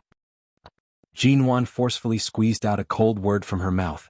Mo Jingshin lowered his eyes to look at the side of her face that was still slightly red and swollen. Although it had mostly subsided, it would still take at least a day for it to completely disappear. He took the book from her hands. When Jinwan raised her eyes to look at him, he said, "Be good, don't be angry. If your face is not swollen tomorrow morning, I'll let you return to T University." As he spoke, the man's hand caressed her face. Looking at the red and swollen side, his eyes clearly flashed with coldness. Jinwan turned her face away to avoid his touch. She lifted the blanket to cover her legs and moved to lie down. Then I'm going to sleep. More rest will help reduce the swelling. However, before she could lie down, the man abruptly pulled her out of the bed. Jinwan had just struggled when she was pulled into his arms by the bedside. What do you want to hear? He held her and did not let her move away. When Jinwan raised her eyes to glare at him, his dark eyes watched her. About everything that happened to me in America? Or about that so-called fiancé you've heard of in Los Angeles? Do you think I'm not honest enough with you? Or did I say something that touched your bottom line and angered you to this extent? Jinwan felt that she did not have the right to ask Mo Jingshin to be completely honest with her. Besides, those were indeed things that happened before their marriage. She was well aware of how he treated her. In the past, she had sworn that no matter how many women Mo Jingshin had in her eyes, they were all failures. But when she really wanted to understand, she found that she was actually a ridiculously narrow-minded woman. He said that no woman had left a mark on his piece of white paper. Whether there was a mark or not was secondary. The key was that such a woman did exist in Los Angeles. Jinwan was very clear about Mo Jingshin's attitude, so it was meaningless for her to haggle over this. Did she leave a mark on his paper? Or was it just that she was his wife in this marriage? His love and pampering for her seemed to have coexisted from the first day of their marriage. Everything seemed to be so natural. What about the marks? Did she stay? Mo Jingshin often looked gentle, but Jinwan knew very well that he was cold-hearted to those who had nothing to do with him. No one could easily influence any of his decisions and choices, whether it was his enemies in the business world or the women who tried to approach him. Anyone who tried to do anything to him was like hitting a stone with an egg. Jinwan felt that she had been so sheltered under his wings that she couldn't tell the direction. She was indeed under his wings, but how far was this position from his heart? In fact, it was good for her to keep calm and look at things from the perspective of a bystander. Otherwise, once he got serious, it would be the most terrible. Seeing that she didn't speak for a long time, but her eyes suddenly seemed to inadvertently glance at his chest, where his heart was. Mo Jingshin pinched her chin hard, reminding her to come back to herself. Jinwan, speak. Jinwan came back to herself, raised her eyes, and saw that the man was patiently gazing into her eyes. How can I not be angry in? He coaxed in a low voice. Jinwan was also wondering why she was angry. Originally, she should have asked him why he got engaged to that woman in America, why he left America, and why he married her not long after returning to High City. But when the words were on the tip of her tongue, they became, if I didn't ask you to return to the U Garden a few months ago, if I didn't say I wanted to live a good life with you, if I didn't continue to make trouble every day for the sake of divorce, and if I really listened to Mengran's advice to commit suicide at home. If it really came to that, you would agree to divorce me, right? Hearing her so-called assumption, Mo Jingshin's eyes instantly turned as dark as ink, and his gaze became much colder. Once you return to America after the divorce, you'll definitely have women like in Shuyen and Ji Mengran by your side, not to mention your ex-fiancé in Los Angeles. I'm saying if you don't have me, who will you choose to spend the rest of your life with? Although she knew that once she said these words, Mo Jingshin would definitely feel that there was a big problem, but she still asked him. America. These two words had always tugged at the most sensitive nerves of her two lives. She did not want to touch it, but she could not hold it in. The man's gaze was dark as he watched her. It was like the deep sea that had been splashed with ink, boundless and filled with the freshness of the sea breeze. He suddenly let go of her arm, releasing her from his embrace. Jinwan had yet to react when Mo Jingshan had already placed her on the bed. He expressionlessly stood up, speaking mildly, "I'll go get an ice pack. Apply more cold compress on your face tonight. Tomorrow morning I'll ask Feng Ling to accompany you to T University." After speaking, the man turned and left the bedroom. Jinwan was stunned. What did this mean? She sat on the bed and thought for a moment before realizing that he seemed angry. Wasn't she the one who was originally angry? Why did it suddenly turn to him? For some reason, Jinwan's heart suddenly felt a little flustered. She had been by Mo Jingshan's side for so long. Outside of work, although he was still cold and indifferent in general, he was exceptionally gentle and indulgent toward her. He could be described as absolutely easy to get along with. Occasionally he would be stern toward her, but it would always be a light warning. He would always give in to her. Unlike how he treated other people, Mo Jingshan would never say a single harsh word to her. Mo Jingshan had never been truly angry toward her. Today was the first time. She was not even sure if her earlier assumption had caused him to sense something or arouse his suspicions, or if the strange assumption she made regarding the divorce and who he would choose in America had touched his bottom line. He couldn't possibly be suddenly angry, right? Chapter 209. This was the first Cold War in a long time. Jinwan resisted the urge to go out and take a look. She shut herself in the bedroom and refused to step out. The next morning she took a shower in the bathroom. She saw that the scar on her face was almost unnoticeable. She only needed to put on a layer of foundation to hide it. Only the gauze on her forehead was slightly noticeable. She planned to find a nearby hairdresser to cut her fringe to cover it. Anyway, her hair was of good quality and grew quickly. When the scar on her forehead gradually faded, her fringe would grow back. It would not affect her appearance at all. The living room was quiet. Jinwan changed her clothes and walked out. The moment she opened the bedroom door, she was met with a pair of eyes. Mo Jingshan met her gaze calmly. He sat in the living room. It seemed like he had not slept all night. Jinwan stood by the door and watched him. He did not seem to have any intention of making a sound. If Jinwan had not come out and seen him, who knew how long he would have sat here? Facing Mo Jingshan, the atmosphere was so heavy that she instinctively held her breath.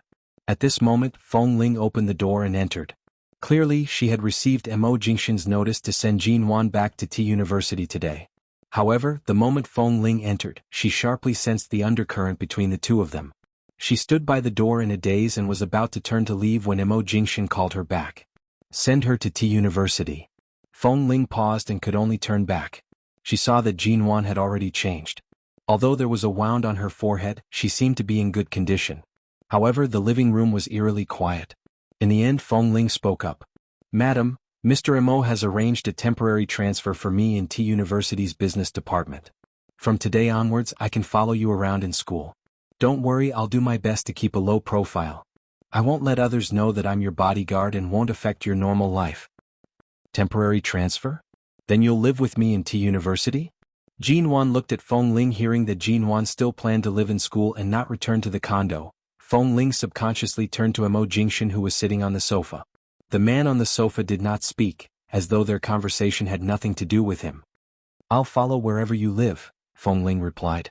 Jinwan did not speak again. Her eyes seemed to inadvertently drift toward the sofa. In the past, Jinwan didn't understand. People always said that Mo Jingshan was a noble creature who could freeze people to death just by sitting there quietly. She always felt that it was an exaggeration. She admitted that he was cold and noble, but it was too exaggerated to say that he could freeze people to death in an instant. How could he be so scary? But now, Mo Jingshan only sat there and did not say a word, but Jinwan could deeply feel. She had really offended him last night. Those inexplicable hypotheses seemed to have inadvertently touched his reverse scale. He felt as if he had plucked the fur off a tiger's head. Was what he said yesterday too much? She looked at him and was about to speak when she heard Mo Jingshan's phone ring. He picked up the call and did not look at her again. Countless words were stuck in her throat. Jinwan really wanted to say that she did not mean it that way last night. Divorce and questioning were all her hypotheses. She had been out of her mind to cause trouble on the birthday that he had meticulously planned for him. She wanted to apologize, but after trying for a long time as she watched his cold back view as he stood up to answer the call, she could not say a single word. After all, her anger yesterday was just a simple matter of being a little jealous and throwing a tantrum with him. But Mo Jingshan was really angry. She was just relying on the fact that he had always given in to her. That moment of incoherence had caused her to be caught unprepared. I still have matters to attend to at the company. I have to return to High City today. When Mo Jingshan put down the phone, he turned back to see that Jinwan had not left. He lowered his head to look at his watch, his tone calm and unperturbed. Have Feng Ling send you to T University before 8. If you want to stay in the dormitory, that's fine. I'll have someone pack up your luggage and send it to the dormitory. If you really don't want to stay in this condo since it's already under your name, you can rent it or sell it. Are you leaving now? Jinwan held it in but still blurted out. Mo Jingshan looked at her. Jinwan thought that he would at least say something, but in the end the man did not say anything. He picked up his jacket and turned to leave. Mrs. Mo, it's almost time for Professor Lin's class. Feng Ling saw that Jinwan clearly wanted to chase after him to apologize but was still holding it in. She comforted her and said, Mr. Mo must have some matters to attend to at the company, so he went back today. When he finds some time in the next few days, he will definitely come to see you. Seeing that Jinwan did not respond, Feng Ling asked patiently, Do you want to go eat breakfast first? Jinwan focused and turned to the kitchen. She took out the cake and cut it while saying, No need. There's still so much cake. I'll eat some and then go to T University. Feng Ling looked at the cake and asked in surprise, Why are there only 4 left? Jinwan paused and raised her eyes to look at her. Do you know how many cakes there were here yesterday? I do. On Saturday night I saw Mr. Mo come. I was surprised at first, but I later learned that he arrived that morning and flew over from High City overnight. He specially booked a nearby bakery and spent the whole day making 21 cakes of different sizes and colors for you. Yesterday I sent the cakes and roses over with the bakery's staff. Feng Ling saw that Jinwan's figure seemed to have been petrified and realized that she had said something she shouldn't have. She immediately stopped talking. On Friday night he flew over from High City. On Saturday night he brought her back from the bar and took care of her for an entire night. On Sunday night he angered her to the point that he could not sleep. In other words, he had not slept for 3 whole days. Jinwan did not speak. She cut open the reddest cake and gently picked up the pair of chocolate figurines on top. She placed them on a plate and carefully placed them there without eating. Seeing that Jinwan had suddenly lowered her head to eat the cake, Feng Ling approached. Mrs. Mo, did you quarrel with Mr. Mo? However, the moment she approached, she saw that Jinwan's eyes were red as she ate the cake with her head lowered. Feng Ling was usually a serious and cold person. When she saw that Jinwan, who had never shed a single tear, had her eyes red as though she was about to cry but was holding it in, Feng Ling immediately panicked. Afraid that she would really cry, Feng Ling frantically passed her tissues to her. Jinwan shook her head and avoided Feng Ling's hand. I'm fine. Then should I send you to T University now? Chapter 210. All right. Feng Ling glanced at her once more before retreating. Jinwan recalled how she had cut the cake into pieces yesterday and how Mo Jingshan had passed it to her. Her heart felt as though it had been stung by bees. Right now, her emotions were complicated and indescribable. All sorts of feelings welled up in her heart. She wished she could rush to the airport right now to look for Mo Jingshan. But when she recalled how he did not even spare her a glance earlier, her heart felt as though it had been stung by 100 bees. After Feng Ling sent Jinwan to T University, Jinwan kept considering whether she should return to High City. In the afternoon, Mo Jingshan should have already landed in High City. She felt even more anxious, and her mind wandered off for a long time during class. After class in the evening, a sudden rainstorm wreaked havoc in T City, causing the airport to be temporarily closed. All flights that night were delayed. Jinwan had no choice but to temporarily give up on her plans to return to High City. She wanted to calm her restless heart and wait for Mo Jingshan to cool down before returning. That night, the moment Jinwan returned to the dormitory, she saw that Su Shui's bed was already empty. Ling Feifei had placed her luggage on the empty bed, intending to use it as her spare bed. Jinwan, where have you been these past 2 days? Ling Feifei sat by the bed, applying skincare and wiping her face while glancing at Jinwan through the mirror. Jinwan did not reply. Aya, you cut your bangs? Ling Feifei asked again before turning to look at Jinwan seriously. Bai Wei also glanced at Jinwan. It's quite pretty. Jinwan, you already have the beauty of a fairy. Your skin is also good, and after cutting your bangs, you look like an underage high school student. Aren't you afraid of being abducted? Hearing these words, Ling Feifei, who had always claimed that her beauty was not inferior to Jinwan's, immediately became unhappy. Jinwan's looks are only so. Isn't it too much to praise her as a fairy? Bai Wei ignored Ling Feifei's words.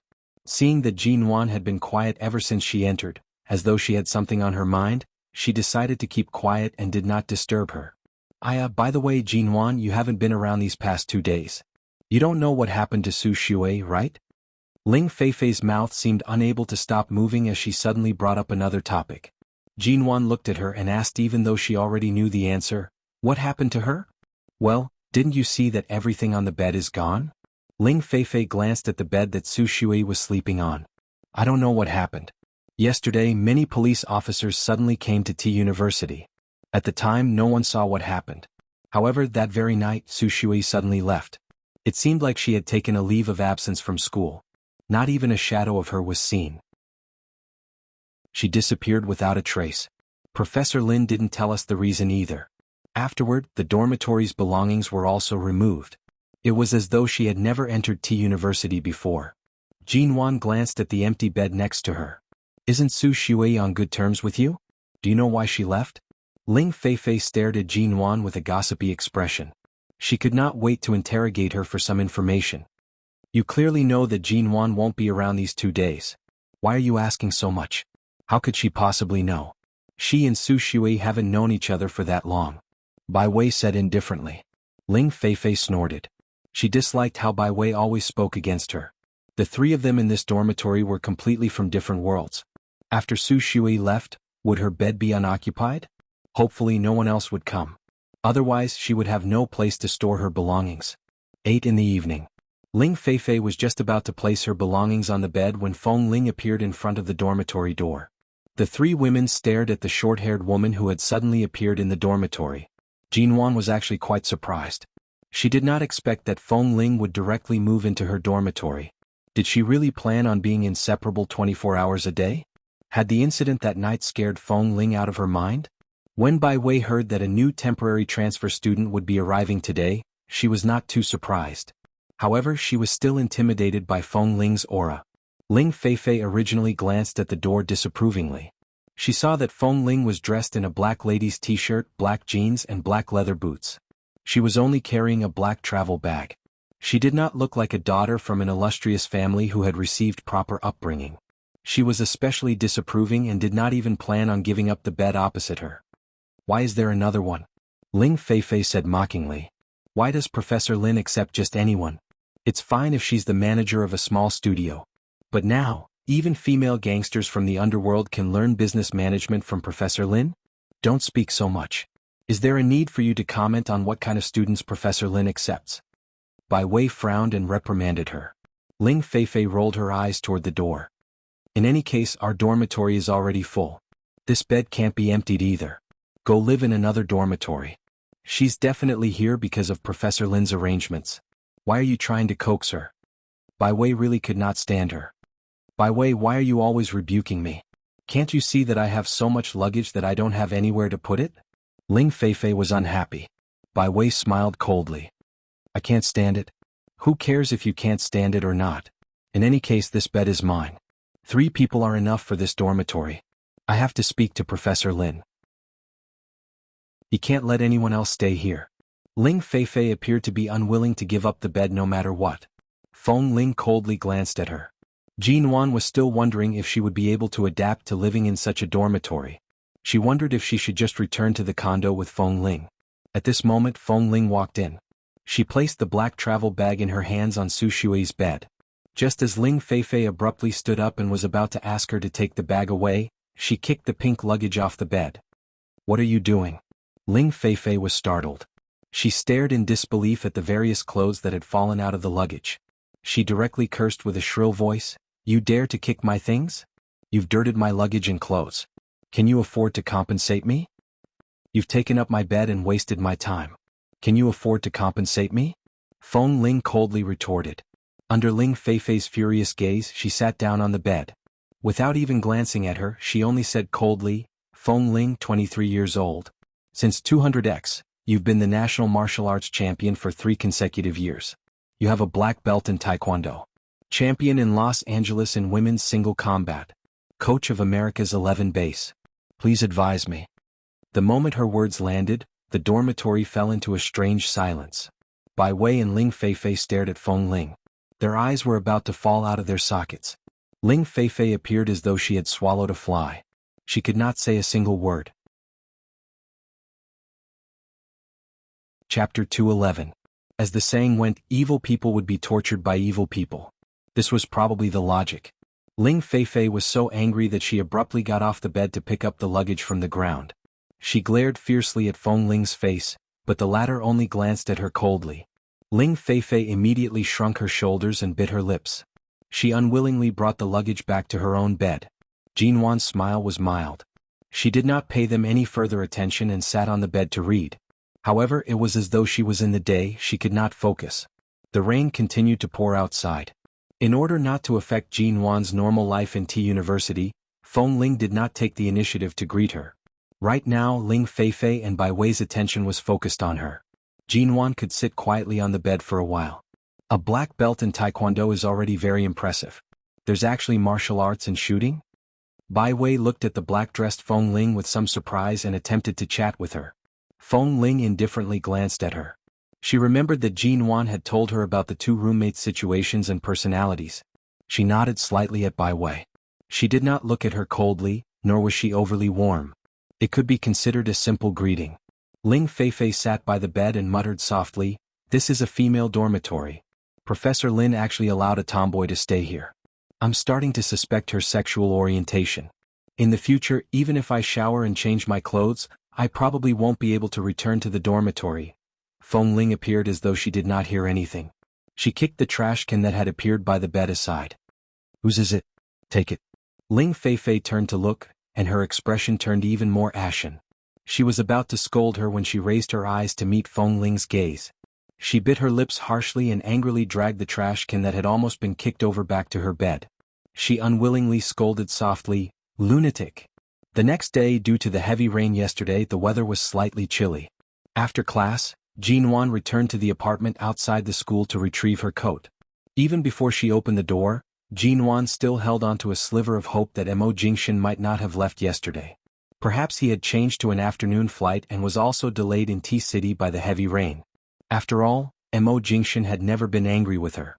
Perhaps he did not want to hold it against her for now and thus ignored her. As long as she sincerely explained to him when they met again, the door was pushed open and 2 suitcases were placed neatly in the living room. Other than that, there was no one else. Standing at the door, Jinwan's heart sank. Previously, he said that if she wanted to stay in the dormitory, he would order someone to pack her luggage and send it to her. It was up to her whether she wanted to rent or sell this apartment. He was indeed a man of his word. Her luggage should have already been packed yesterday, but because of the heavy rain, it was not delivered to her. Unwilling to give up, she searched every room again and found that all traces of Mo Jingshan's birthday celebration had been erased.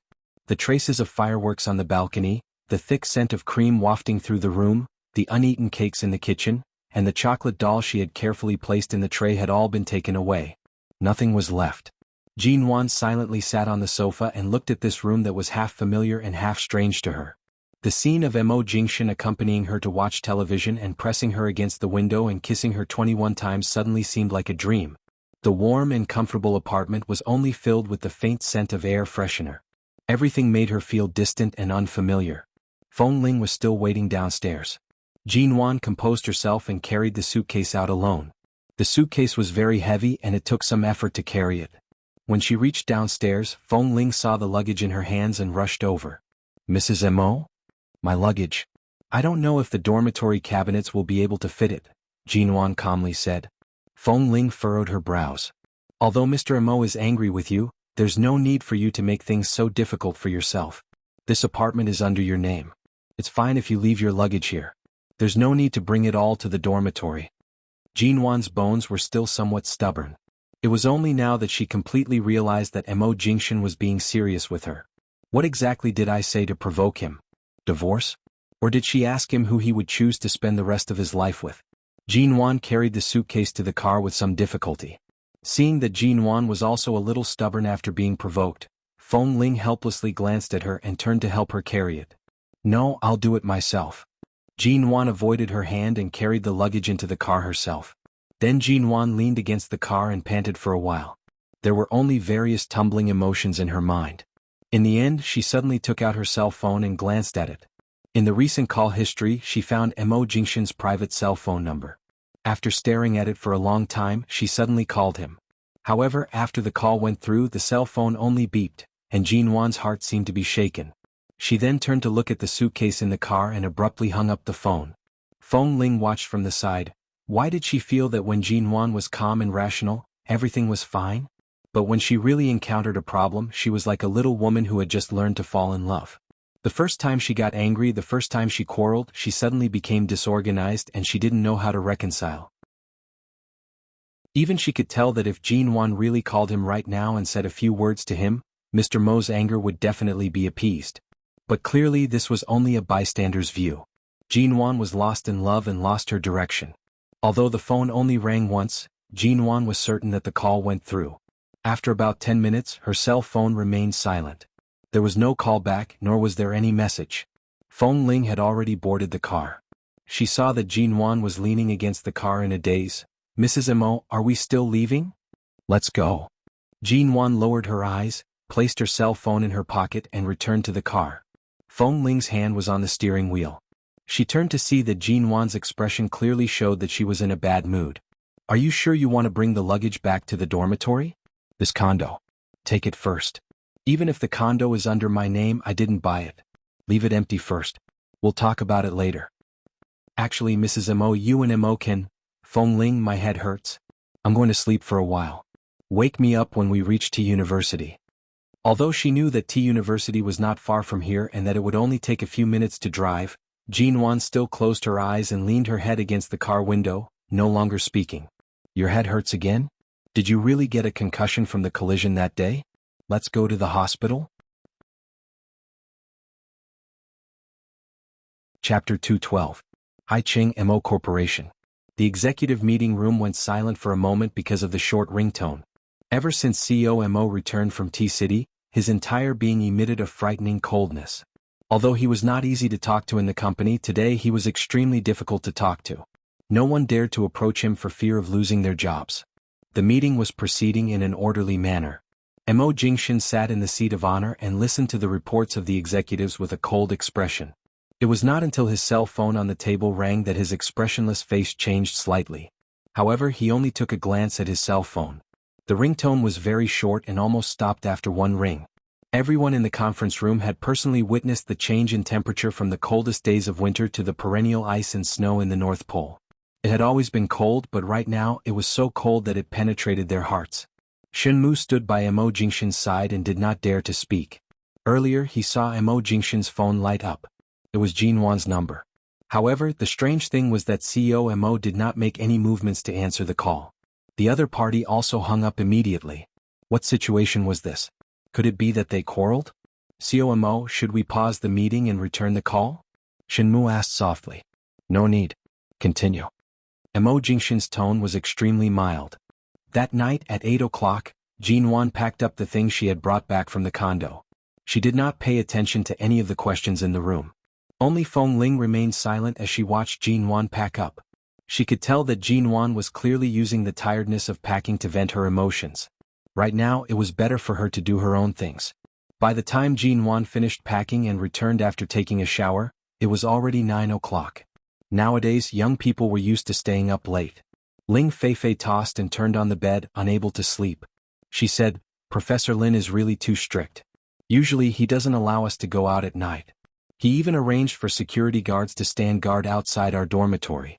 Really, at night even a fly can't fly out. I suspect that I'm not here to study but to enter a small prison. Professor Lin is being cautious.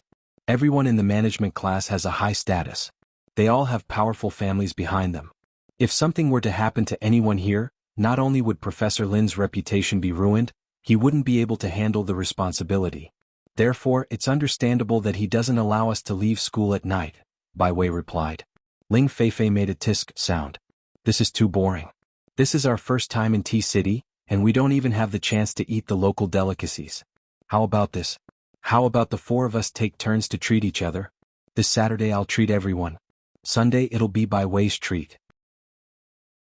Next Saturday it'll be Jin Wan's treat, and the following Sunday it'll be Feng Ling's. We can only find time on the weekends to eat, drink and play. After Ling Feifei finished speaking, no one in the dormitory replied. As if to support herself, she said, then I'll take it as a silent agreement. It's settled then. Bai Wei lazily raised her head from the bed and asked, I see that you really came to Tea University to mess around. As expected, you don't put any effort into your studies. Ling Feifei pursed her lips. I'm also very attentive in class, all right? As she spoke, Ling Feifei glanced at Feng Ling.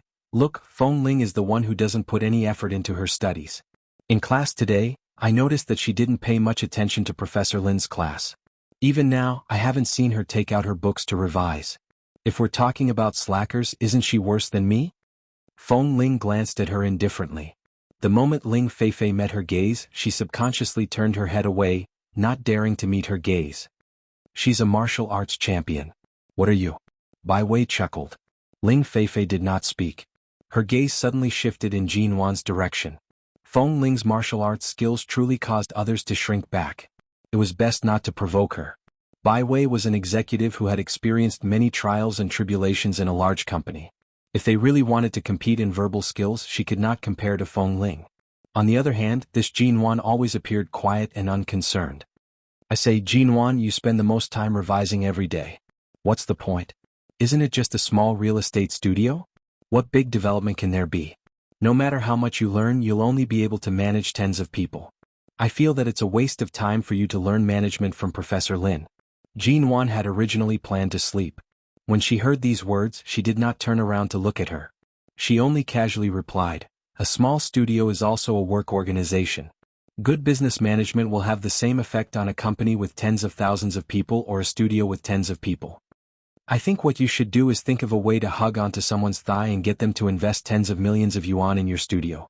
It's more important to raise the standards of your own studio. Otherwise, how can such a small studio be presentable? At this moment, Feng Ling suddenly glanced at Ling Feifei coldly. Do you like to meddle in other people's business? Ling Feifei was confused. I meddle in Jin Wan's business. What does it have to do with you? Long-winded. Feng Ling expressionlessly rolled her eyes. Right now it's time to rest. Maintain silence, understand? You. Ling Feifei abruptly sat up, glaring at her. However, Feng Ling coldly picked up her earphones and put them on. She did not even look at her. The dormitory was very quiet. No one paid her any attention. Ling Feifei wanted to throw a tantrum but did not dare to direct it at Feng Ling. She then turned to look at Jin Wan, who had yet to turn around. She felt that this cold and unapproachable Feng Ling was always faintly protecting Jin Wan. She was only the person in charge of a small studio. She had no money, no power, and no background. Yet, her popularity was actually quite good. The dormitory finally returned to silence. Jin Wan closed her eyes for a moment. Although it was quiet, she could not fall asleep. She opened her eyes again. Today it was not raining outside. However, Tea City's weather was indeed cold. The sound of the air conditioner in the dormitory was not loud. However, in such a quiet environment, it was especially obvious. The whooshing sound made it difficult for one to fall asleep. The lights in the dormitory were also turned off at 9:30 p.m. Jin Wan picked up her phone in the darkness and opened the screen to take a look. There was still not a single call. There was not even a single text message. In the darkness, the brightness of the phone screen was slightly blinding. Jin Wan opened up her recent call history and looked at the call she had made to Mo Jingshan in the morning. She was sure that she had really made the call. However, even now, several hours had already passed. Her phone remained silent. She confirmed that her phone was not broken. She also sent a text message to check the balance of her phone, proving that it was still working. Jin Wan pressed down on the screen to turn it off. Not long after, she turned it back on. She repeated this for a long time. Chapter 213. Jin Wan's phone, which originally had quite a bit of battery, was constantly switched on and off until it ran out of battery. Although Feng Ling was wearing earphones, her gaze was focused on this side. She wanted to say something and have Jinwan call Mo Jingshan to stop this stalemate. However, seeing Jinwan's expression, she thought about it and decided not to say anything. On the weekend, Ling Feifei insisted on treating everyone to a meal. No matter how they tried to push it away, she insisted on treating everyone to a meal. She said that she wanted to build up their relationship. Even if it was only for 3 months, they could still be considered roommates. What do you want to eat? Ling Feifei saw that Bai Wei and Feng Ling were ignoring her and decided to hold Jinwan's arm to ask. Jinwan originally wanted to avoid her, but this Ling Feifei was too clingy. Furthermore, they would be living together for more than 2 months. No matter what, she did not want to make things too awkward on the surface. Thus, she did not move and casually said, "Anything is fine. Anything is fine. There's an Italian restaurant near T University. I heard that the boss is a famous chef with 3 Michelin stars. How about I treat you guys to that restaurant today?" "Sure. Anyway you're treating. You can decide what to eat. I don't mind." Bai Wei was more casual. Feng Ling saw that Jinwan's attitude had always been very tolerant. She guessed that Jinwan had always treated Ling Feifei as a spoiled and immature young lady and could not be bothered to fuss over it. She did not bother with these matters. Since Jinwan did not reject, Feng Ling could only casually reply, "Whatever." Seeing that everyone had agreed, Ling Feifei said, "Then it's settled. This time I'll treat you guys. There's no need to fight with me over the bill. Just do as I said earlier. We'll take turns. Next time you guys can treat me to a better meal." After coming to T University, this was the first dormitory gathering. Although they were not too enthusiastic, they still gave each other some face. When Ling Feifei treated them, the Italian restaurant they went to cost about 1,000 yuan per person. The 4 of them spent more than 5,000 yuan. And this was after everyone allowed Ling Feifei to order whatever she wanted. They barely ate much, but it was already very expensive. The next day, Sunday, Bai Wei invited the guests back. She took them to another very famous sushi restaurant in T City. In recent years, sushi had become very popular within the country. The price and quality varied, but this place was indeed not bad. It was a high-end and luxurious restaurant, and the few of them spent $6,000 to $7,000. Every time they ate, Ling Feifei would be very lively. She would always try to find a topic to talk about, but no one would pay attention to her. She would always pick on Jinwan. After all, in her eyes, Jinwan was just a small character. When she was happy, she would hold her arm as her roommate. When she was unhappy, she could casually poke at her. However, every time Bai Wei and Feng Ling would speak up to defend her. If it was only Feng Ling who defended Jinwan, they might have suspected something. However, even Bai Wei always stood by Jinwan's side. Ling Feifei could not find fault with them and could only tease them from time to time. She then smiled and said that she was only joking. Right now, if it weren't for the fact that Jinwan did not take Ling Feifei seriously and did not care about them at all, with her original temper, she would definitely make Ling Feifei cry and go home to find her parents.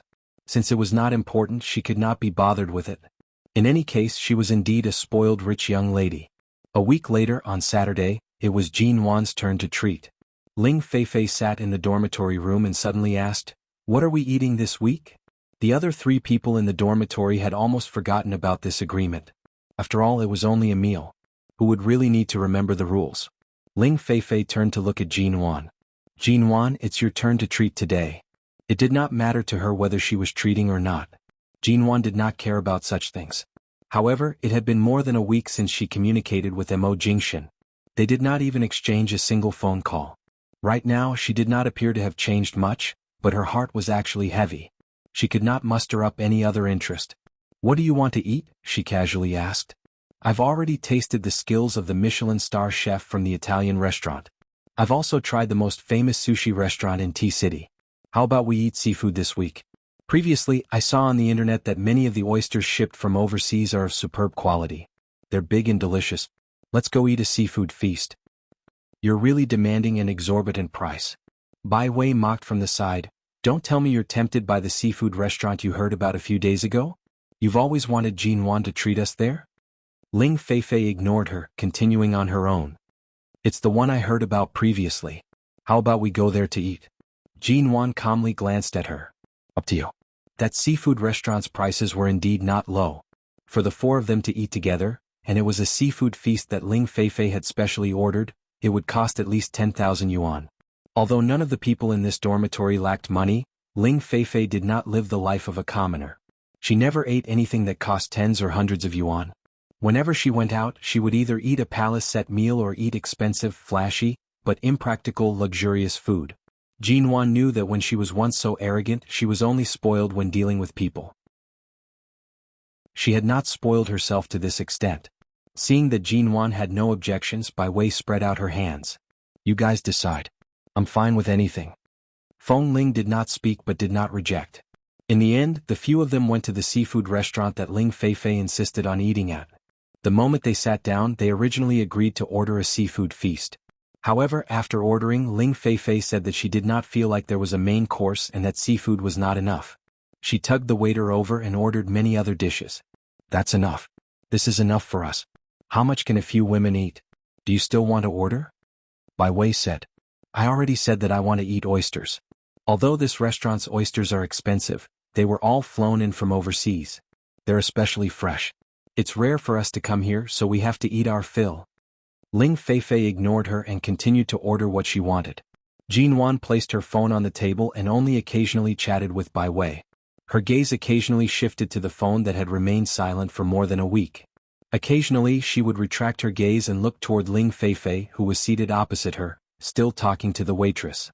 After ordering, all the food was served. Bai Wei could not help but complain when she saw that aside from the set meal, there were so many dishes. You ordered so much. If you have the ability, eat them all. Aren't there 4 of us? Besides, Feng Ling practices martial arts. You must eat a lot, right? Ling Feifei turned to look at Feng Ling. Feng Ling did not even raise her eyelids.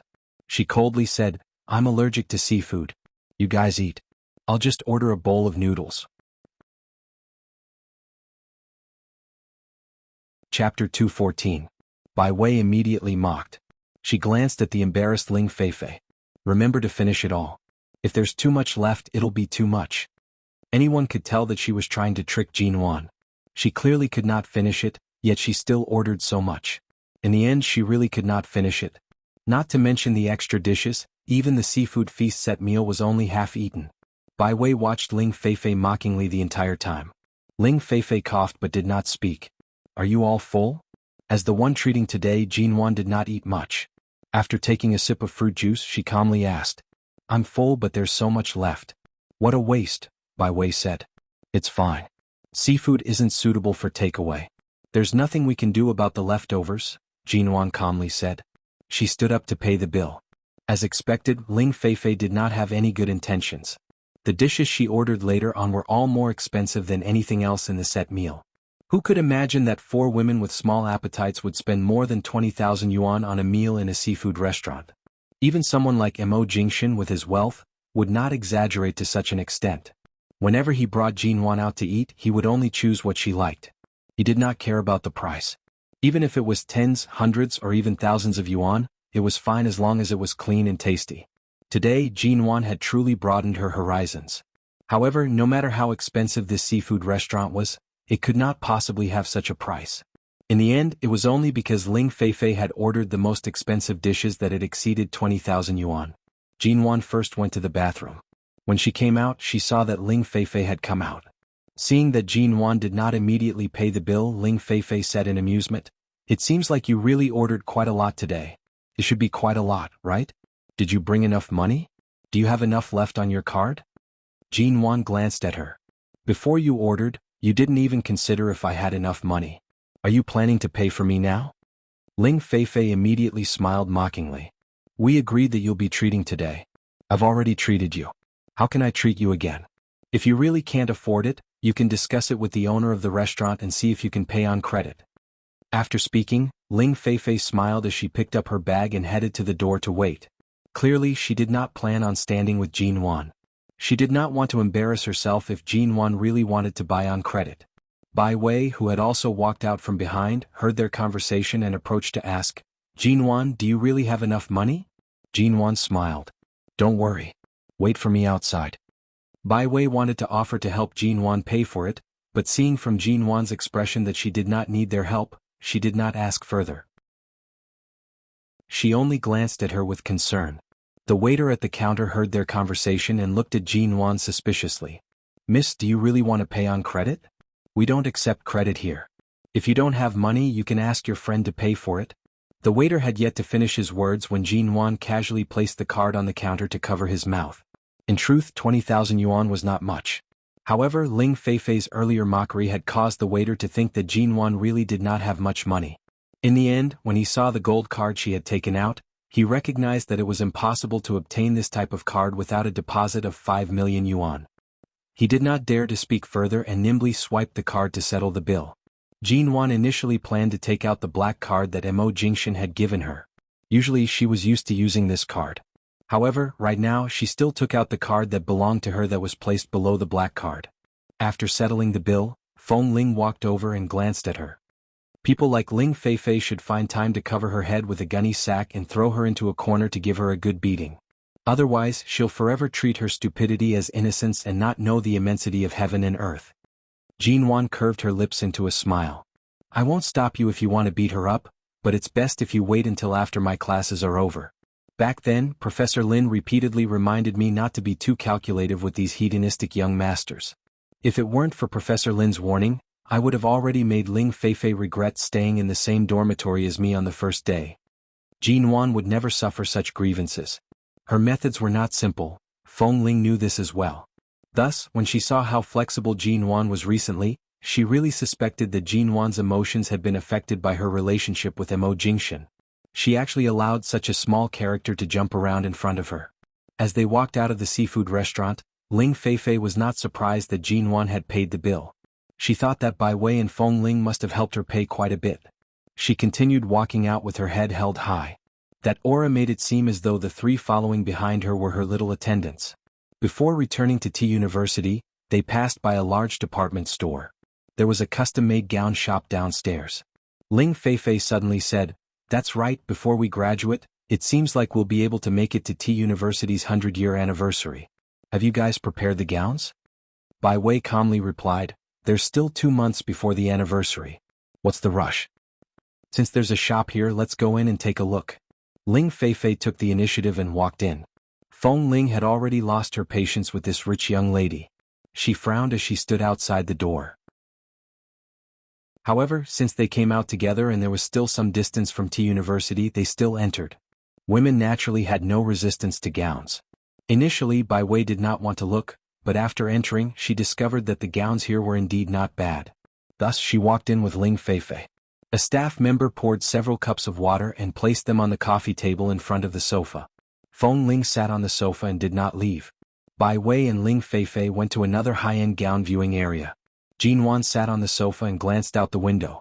When she saw a black ghost speeding by, her gaze faltered. However, that ghost was not a limited edition model. The license plate was also not one she was familiar with. It was merely a ghost brand, and there were many similar cars in this city. However, the one she was most familiar with would never appear in this city. Jin Wan took a sip of water and placed the cup down. She stood up and said, "I'm going to walk around." Feng Ling glanced at her and subconsciously wanted to follow her.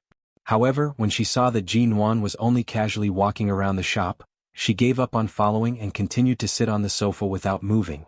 This shop could be considered T-City's flagship store for custom-made gowns. The designs of the gowns were all extraordinary, and the prices were not low. Jin Wan walked in front of several fixed models. She saw a gown that was meticulously made of silver thread and raised her hand to gently touch the silver thread. You're tuning in to the Han Li's Wuxia Chronicles YouTube channel. We're so grateful for your support, and don't forget to subscribe to join us on this incredible journey through captivating stories. Your generosity through donations truly makes a world of difference, as it's the primary source of revenue that allows me to expand and enhance this channel for you. Thank you from the bottom of my heart for being a part of this adventure.